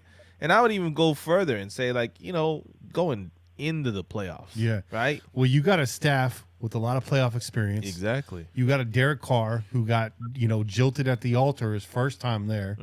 Finally got back to the promised land last year. Very disappointing. Bad taste in his mouth. Losing to the team that eventually went to the Super Bowl, right? At the last seconds of the game, right? You got. I feel like that's the next step. I think Derek's got to make a run. Yeah, he's got to make a run in the playoffs, man. And now you got your homie. Yeah, he has your brother. Devontae. There's no excuses. I mean, I'm not a big Fresno State fan at all. Never have, never will be. And but those games were fucking awesome. I mean, you had to go. Hey, Adams and Carr, man, what a fucking connection. And that was a must-see over here in Fresno. So I'm excited to see that again. So I do believe that also with Devontae Adams, that just elevates everybody on the roster. Absolutely. Elevates everybody's play. It's like putting, Che, like when it comes to the Lakers, like, I hate to say this, but LeBron's going to elevate everybody's play except for this fucking year, other than that. I mean, I think those, this coming from a Lakers fan, I think those years are done. I saw that coming when they decided to bring him and trade everybody away. So just so you know, Lakers fans are not just a bunch of fucking bandwagoners. I was a Laker fan long before LeBron ever even thought about being a Laker.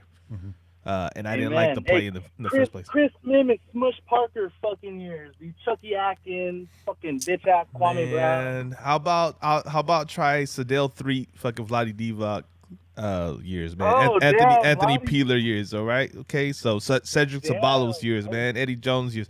You know what I mean? Like, I've been a Laker fan my whole life since the 80s, man. Hey, Magic Johnson's my favorite player goes of back all like, time, son. Going back like Rick Fox's hairline, bro. Hey. But to bring it back to the Raiders, though,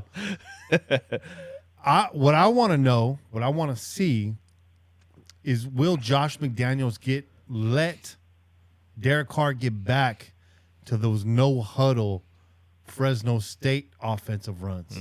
A fucking men. Yes, please, God. That's what I want to see. Please, Josh McDaniels. Please. That's God. You're right, Kenny. My bad. Go for it. No. I was just gonna say this. I think that's the reason why you bring Devontae Adams onto this team. Yeah, because we hear a lot. The Carr family is always very supportive of Derek. Yeah. Right.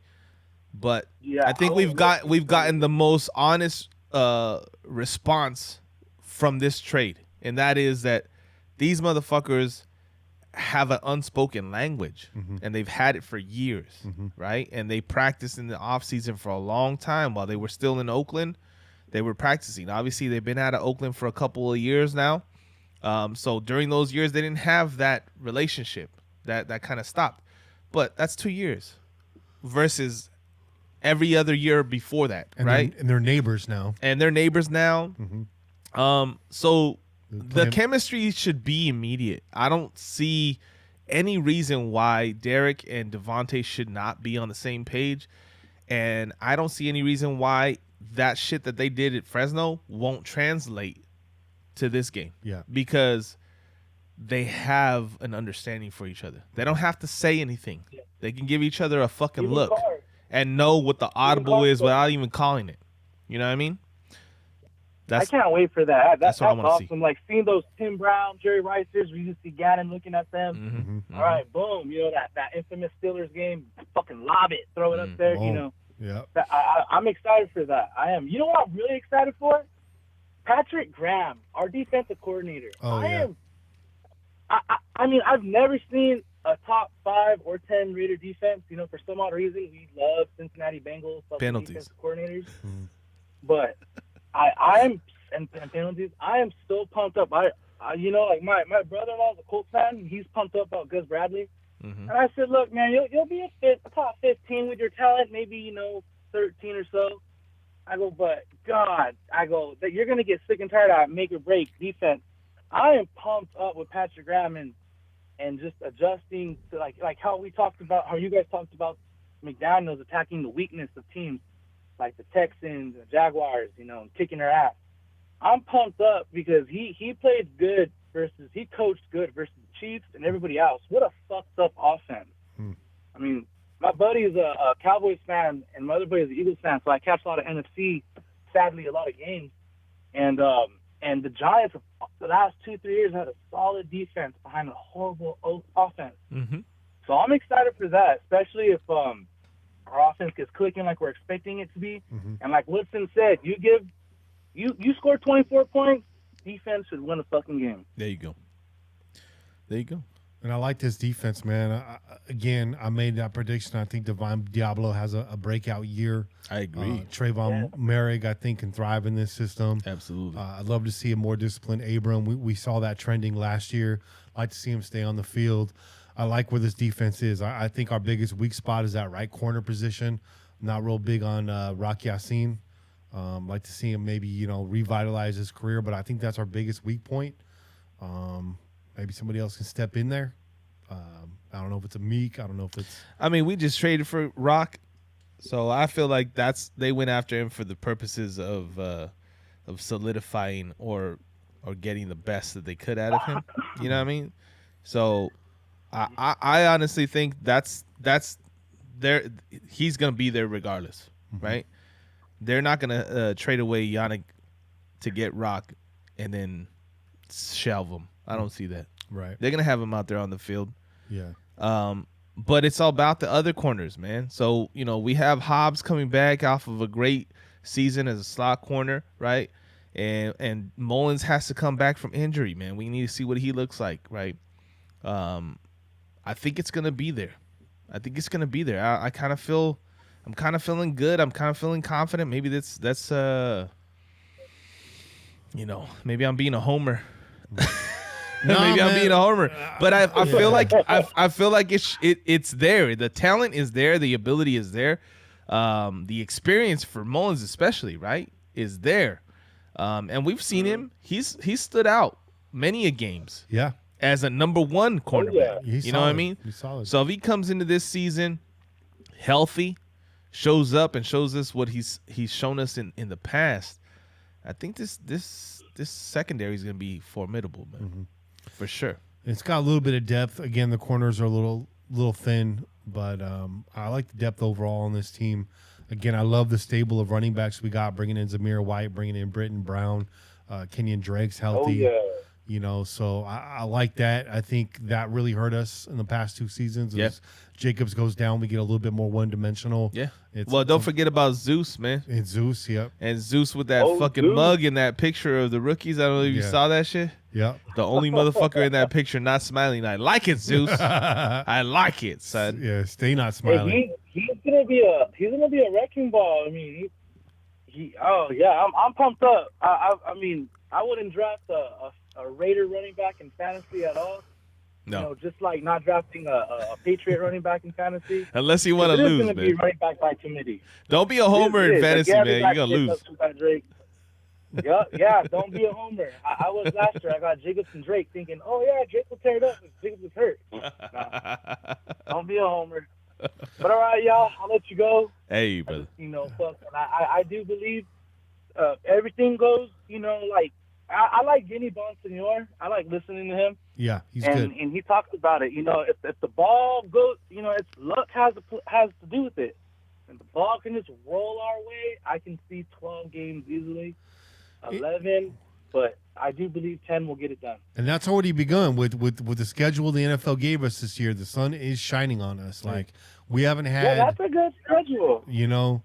So, I mean, it just the way it's mapped out, the way it's scheduled looks good. The teams we got. I mean, we're not playing a lot of teams in the top percentile of the NFL this year. We're not. We're playing a lot of bottom feeders this year for us. From what we've seen. But before you go, really quick, Sal, my question to you is, who is the most improved team in the AFC West? You know what? It has to be us, and it's a hairline between us and LA. The Chargers. Yeah. But I do believe with the connection of Devontae Adams, Derek Carr, that's gonna just, Jackson. All right, you're once they got Jackson and then we got Adams, it was like, all right, next. Yeah. Mm-hmm. It does concern me with right tackle because as you guys talked about with Russell Wilson, here's Chandler Jones. He turns around. There's Max Crosby. Mm-hmm. Same on that D-line. Well, it depends. Joey Bosa won't make it to week, 10, 11, 12. This is true. He's gonna miss some right games. Tackle still concerns me. That's guaranteed. And Khalil might actually miss some games too. Mm-hmm. You made that point when we heard about the trade. Yeah. But other than that, it is us, man. Coaching staff wise, I mean, I was a homer with Gruden, but he couldn't get any better. Like the way shit went down, it just couldn't have gone any better. So with the coaching staff, man, I mean, 6 Super Bowls, yeah, Bill Belichick, I get it. But to bring that experience all those years, McDaniels has to sink or swim. He can't run back to New England if he fails. No, he's not. He won't. So I believe everything is all for it right now, and we are the team to beat. I think in the AFC West. Absolutely. Until we do beat the Chiefs, I do believe we are the most improved and the team in the future to beat. I agree with that. Hey, man, Sal, thanks for calling in. Hell yeah, brother. Yeah, appreciate it, man. Stay safe out Hey, there. I can't wait. Can't wait to call you guys at 5:30 in the morning on my way to open up the restaurant. Yo, Raiders! Yeah. My staff loves it, man. I do it right in front of them. Play the music. They get a kick. They don't even understand fucking football, but they love it. All pumped up. The customers know, shit, Raiders are losing. All right, I better not get that. So I'm going to get pissed off. All right, y'all. Well, you guys have a good night, man. You too, brother. In. My bad missing that crow's nest. I was on, knocked out. Hey. Mr. Moore on the Big Steppers. Great fucking album. Great album. Absolutely. Hell yeah. Absolutely. All right, you guys. All right, man. You guys have a good night, man. You too, brother. Peace. Peace. Yeah, good call. I do agree with that, man. I do think the Raiders are the most improved team. I say most improved, not like the best, not the deepest. And it's too early to call that yet. Yeah. The Chargers still are a great team, and they added some pieces this year, but I think we added more. Most improved from where we were last year. Yeah. I think the Chargers are about where they were last year, maybe slightly better on paper. Yeah. But I think on paper we've done more to improve, and so therefore it's us. Yeah. Oh, by the way, shout out to Scott S. with the $10 donation. He says, "Love you guys, Raider Nation for life." Pillaging podcast. Pillaging. What's that, dog? Hello. Is this the cilantro hotline? Bueno. Bueno, bueno. Bueno. Dime. Bueno, aquí con Kenny Mercado. I knew Bobby would fucking catch that shit, man. Hey, that guy's my uncle, bro. What are you talking about, man? What's good, dog? Shit, man. It's good hearing your voice, man. Hey, real quick, sorry. Hey. Shout out to Sal Salazar with the $19.99 donation in the chat. Love you, Sal. Salute, brother. Appreciate it. Hey, man, what's going on, brother? Nothing much, man. You know, just quarantining, bro, from this monkeypox, bro. Hey, Oh, man, yeah, fucking dude. monkeypox. That's rough. Hey, man. Hey, well, I mean, I didn't, like, honestly, like, I mean, for me, you know, like, it started off with, like, you know, with my balls swelling up, like, really red and big.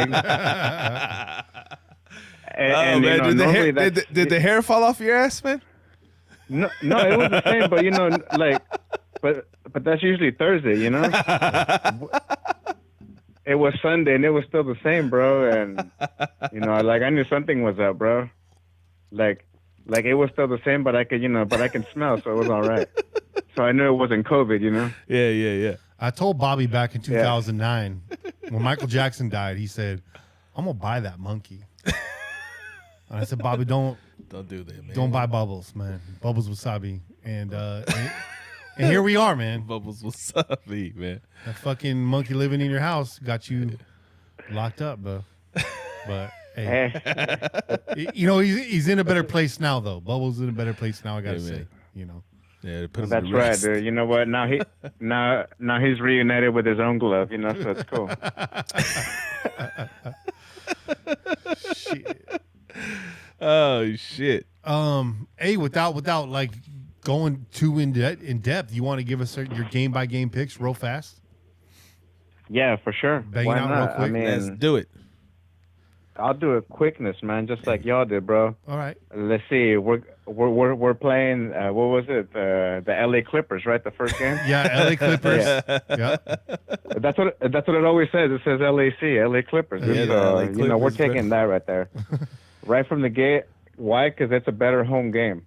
That's why. Yeah. We've been having problems as far as like home games, as far as like, you know, actually having like a home based team. And LA, you know, it's going to be ridiculous, bro. So, you know, it's not going to be a bunch of tourists wearing their fucking Minnesota Vikings jerseys and shit. How lame was that, bro? You know, you saw that if they would pan over to the audience and they would show those people that are just randomly like thinking it's their fucking team or some shit, you know? Wearing their Elvis glasses with the fake sideburns attached because they're in Vegas. Yeah, it was like those, what was it, like that? The glasses with the fake nose and with the eyebrows and shit. Yeah. Well, they have those too. It's like the rhinestone glasses, but with the pork chop sideburns, man. So you could just Elvis-fy yourself, man. Elvis-fy. So that's my first one, right? Yeah. Second one, home opener. That's gonna be a W right there. That's a dub. Locked in. Dub right there, dude. All right, you guys are gonna hate me on this one though, bro. Oh no. Game 3. So. Yeah, game 3. It's not. I mean, you know, Che was right as far as, you know, whether or not Henry is going to be healthy or not. Let's just say he is healthy, man. Let's just go into it thinking, you know, the worst thing possible, man, because it's better to think the worst thing possible. Absolutely. And to work for that and get a good result, and then just, you know, turn out that he actually ain't even showing up and we just end up winning or whatever, you know. Right. You know, as far as like a full-on healthy Derrick Henry, that guy can run miles on us, man. And you know, first 2 games, like I said, it's going to be different. You know, if they're going up against the LA Clippers, you know, that's going to be different. Home opener against Arizona, you know, that's its own deal and shit. But this is going up against Tennessee, and I believe it is an away game as well, man. So we're going to their home team, or to their home field, so it's going to be a whole different story and shit. Yep. So that's my game 3. Game 4, Denver. Come on, bro. Honestly, I really have no confidence at all in their quarterback, man. Nothing's going to be happening right there. Okay. Agreed. What's that? Game 5, KC. We're winning that, bro. Hey. I'm calling it right now. We're going to win it. Why? Because it is an away game. it is over an Arrowhead, but it is early Yeah. in the season, man. We have It's to not deal with gonna the be weather. cold. Exactly. See, and that's the one thing that I was kind of like looking ahead at the freaking game against Pittsburgh, is that it was going to be later on in December, and I was like, fuck, usually we don't do well, man. Yeah. So that's why that was, I was kind of going back and forth as far as that, prediction. But Game 5 against KC, I said we're going to win that. Same thing with Texas, with Houston, man, the Texans and shit. Yeah. I mean, Boom. they're in shambles, bro. They ain't nothing, bro. Yeah. And it's a home game too, so fuck Yeah. that. Yeah, they're playing that All right. that fan control football. Oh, right? Yeah. Shit, dude. Damn, dude. Who's investing in that? Where's my Bitcoin for that, bro? Hey, their whole I had to invest. huh? I had to invest my monkeypox Bitcoin in that, bro. Your box coin. Their whole offense is Ask Madden, bro. Oh man, it sounds like you said asthmatic, dude. Because it's definitely fucking. No, offense is asthmatic. It's giving me the vapors, bro. I can't even breathe right now, dog. Huffing and puffing. Is that too? It's that too. Raiders on Raiders on Bourbon Street. Who you got? Oh shit! Come on, bro. That's us right there, dog. I know. I'm. It sounds like I'm drinking some sort of, fucking magic dust Kool-Aid over here, dog, with all this, rolling of W's and shit, dog. But No, it's okay. honestly, dude, I do see that because, like you guys said, man, we kind of have a string of teams that are just basically don't know their own identity. They don't know what the hell they are. Right. They don't know where they're going, and that's the same thing with New Orleans, man. They lost their head coach, QBs, everything is in shambles, man. So Right. They're not yeah, really we're taking that. They're not really rebuilding yet, but they're in flux, like you said. Missing identity. They don't know who they are right now. Yep. I feel that. Same thing with Jacksonville, feel man. for you. We're taking that shit, dude. Fuck yeah, I'm taking that shit. Now here's the stretch. We're on our board, right? We already have a lot of red in this stretch. So this is where I'm interested to see where your picks fall. Week 10, through week 14. All right. So going into week 9, which I haven't even gotten into, against the Colts. That's week 10. That one week I 10. do. Week 10 because we have a that's bye. Week 10. I'm Yeah. sorry about that. Yeah. The bye. My bad. The Colts. Yeah, we lose that, bro. Mm. Honestly, the way it all shook out for Yannick, the way he left, Yeah. he was very hurt about that, and he's been very vocal about getting out there to actually do something to our offense. Yeah. By that time, our offensive line should be, solidified, should be getting their shit together, especially according to my, predictions over here with all these W's and shit. Mm-hmm. They should be getting their shit together, but at the same time, Yannick is a whole different beast, man. And Max Crosby will tell you that as well. Yeah. Working with him, he knows that whoever's working across from him, he makes that person that much better. Mm-hmm. So to me, that's going to be an L, which sucks. Mm-hmm. But then again, we go to Denver, Mm-hmm. and yeah, still, they ain't got nothing, man. They ain't got their QB is good, but I honestly see us sweeping Denver There you go. this season, dog. Like They that. ain't got shit for us. They, Chess said they have no quarterback. They've been looking for a quarterback. They still don't have a quarterback Mm-hmm. because, like Kenny said, dude, Wilson in Denver just doesn't make sense. Wilson in the AFC does make sense, in the AFC West because they were once part of the AFC West. Yeah. So it makes sense if he were to be somewhere in any other team, especially with some of the other contenders that are in the AFC West. But Denver just doesn't seem like it is for him, man. If the team was already, questionable in Seattle, man, I mean, what's there to say about Denver, man? They've gotten good picks, but honestly, dude, I just don't see it from them, man. Yeah, it looks good on And paper, let's but see just something just doesn't feel right about it, right? Yeah. I agree. Yep. Yep. And then we got who else? We got Seattle next, right? Yeah, That's a Seattle W. next.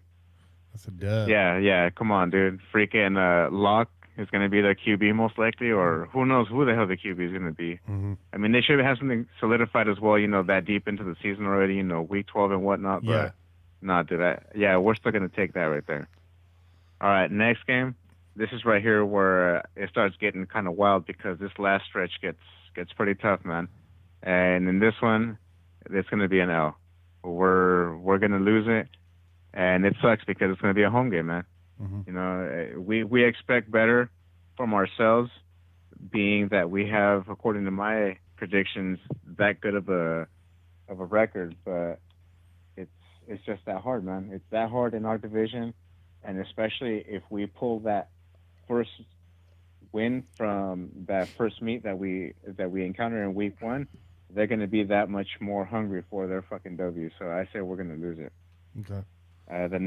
The next game is against the Rams, and yeah, we're going to lose that as well, man. Defending champs, dude. Mm-hmm. They're no joke, and it's just that's going to be it, dude.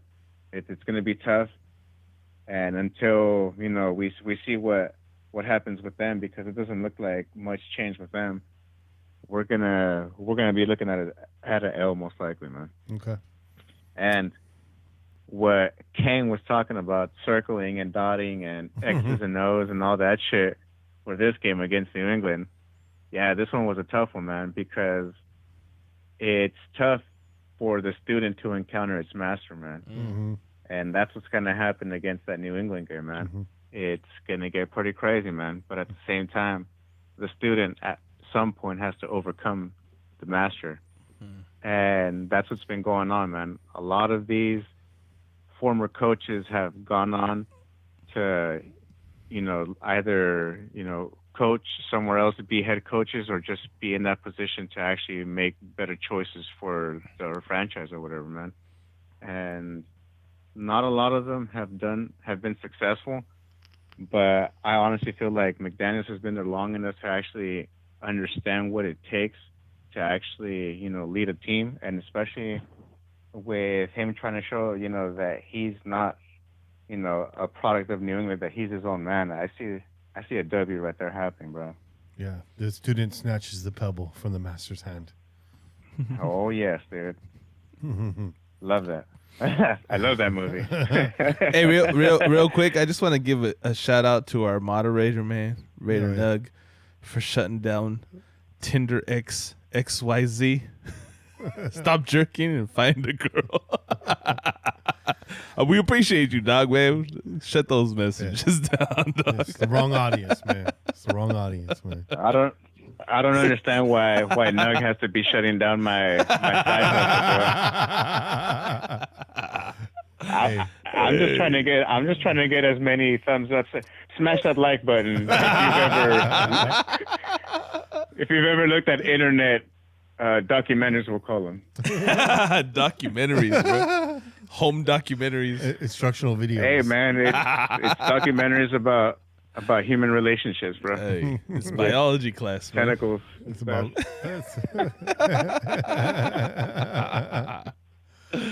Shit.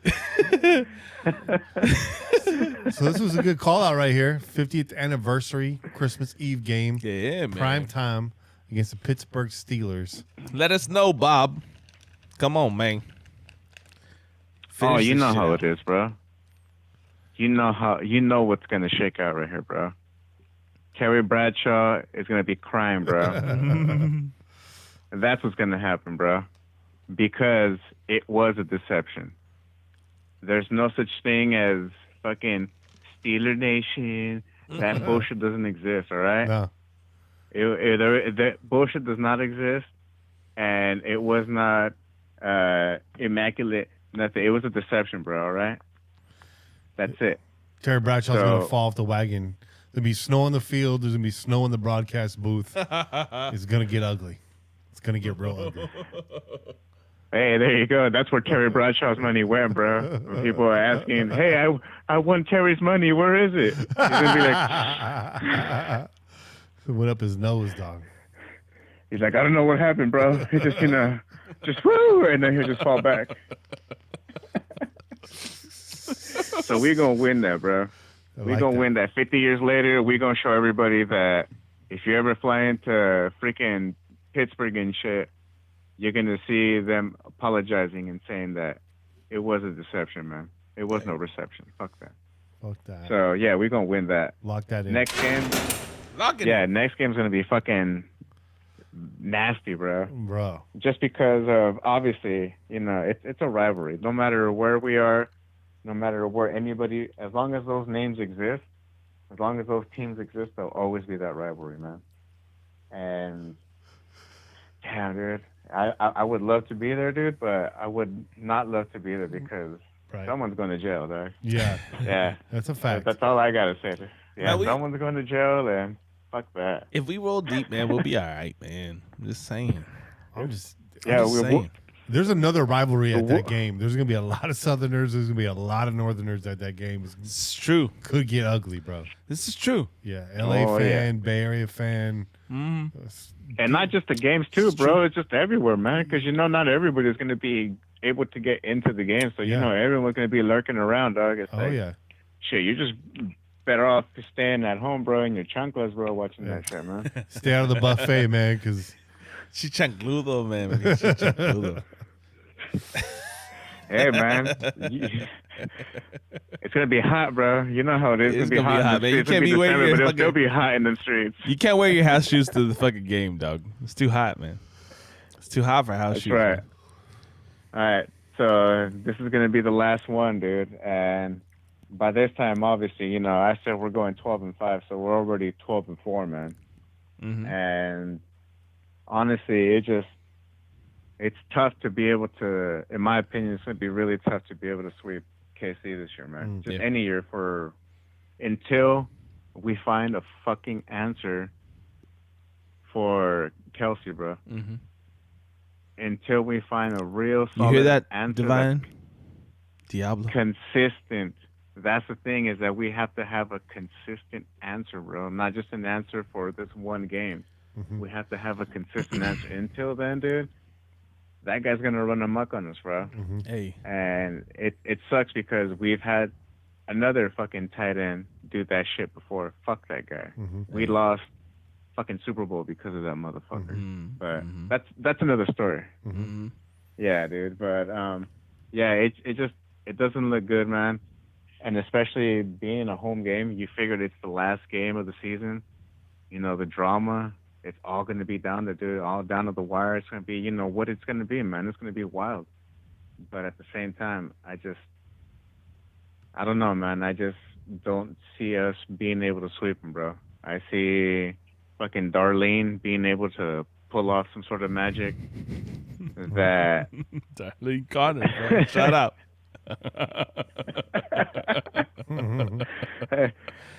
I see a player that's just going to develop out of the oatmeal, dude. What's going to happen is that Andy Reid's going to just throw a bunch of oatmeal on the grass, and he's just going to read the oatmeal, and he's just going to come up with the play, dog, and that's what's going to happen. He's going to read the oatmeal. Fucking not tea leaves, oatmeal leaves, you know what? bro. It's the right thing to do. It's the right way to do it. And then he'll predict your diabetes too. He just looks at motherfuckers and say, "You gonna be diabetic, just like me." I've seen where you gonna be type 2. I've seen where you type 2 be. diabetes. I'll double down. And I say the Raiders, double down. I say the Raiders lose that game because they got the AFC West locked up. They get the rest players, number 1 seeds out of reach. Hey, I don't know. That's probably wrong. Hey, but don't do that shit because you put dub on that shit, so you can't go back on it, man. Well, I'm just backing up, Bobby. Like, if we lose, that's why. I'll fucking with you, man. That's why. Hey, real quick, though. I just want to make this comment. I want this is how I want Divine going into this game, okay? Because I have it down as a W. Bobby has it down as a loss. We all predicted, me, Kenny, and Kane predicted this as a win. Mm-hmm. Bobby's the only one that's not on board, man. What happened to you, Bob? I remember you were super optimistic, man. Now you're just like kind of optimistic, man.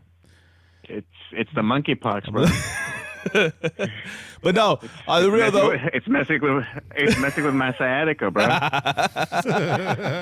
Hey, man, go to the fucking Salvador, son. You'll be all right. Yeah. No, but on the real, this is how I want to see Divine Diablo. I'm picturing this in my head. This is how I want to imagine him in my head, man. Like like Rocky 4, when he's working out in the fucking Russian wilderness, Siberia? bro. Yeah. And he's just fucking running circles in the snow, climbing up fucking mountains. And then he goes to that mirror and he sees that motherfucker that killed Apollo, man. He's so angry at him, bro. And he grabs that picture, takes it off the mirror, just stares at himself. I want to see Divine Diablo doing that with a picture of Kelsey right there on the mirror, man. You know, get it really worked up, man. Kelsey! I'm about to win this shit, man. Do that shit, Divine. Hey, man. Take that motherfucker out the game. I second that, bro. Hey. I second that. Thank you, man. I second that emotion. Yeah. Hey, we're about to get out of here. Bobby, you want to do this with us? Oh, hell yeah. Oh, wait. Hold on. One more thing. You got something else to say? One more thing. I want to send a shout out to that possum that was found lurking around the Coliseum. I'm not sure if you guys heard about it. Yeah. Shit. I just wanted to send a shout out to that possum, yo. Thanks for keeping it real, bro. Hey, shout out to Mitch Rans. Hey. Yeah. He's still lost over there, bro. Facts. So is this the entrance or the That clips exit? and all. Is this the exit? Entrance? This is the exit. This is my first time here. I'll take a picture with y'all.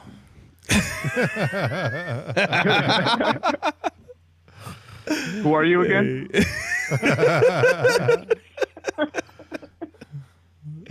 Oh, shit. You got anything else to say, Che? No, man. Shit, it's been a good time. It's been a hell of a run. Been a good time. Well, that's it for this week's show. Yeah. Tune in every week wherever podcasts are found. And until next week, keep the wind in your sails and the rum in your mug and pillage on Raider Nation. I'm Kenny Stapler, joined as always by Your boy Che. And Bobby Wasabi. Peace. Peace. All right.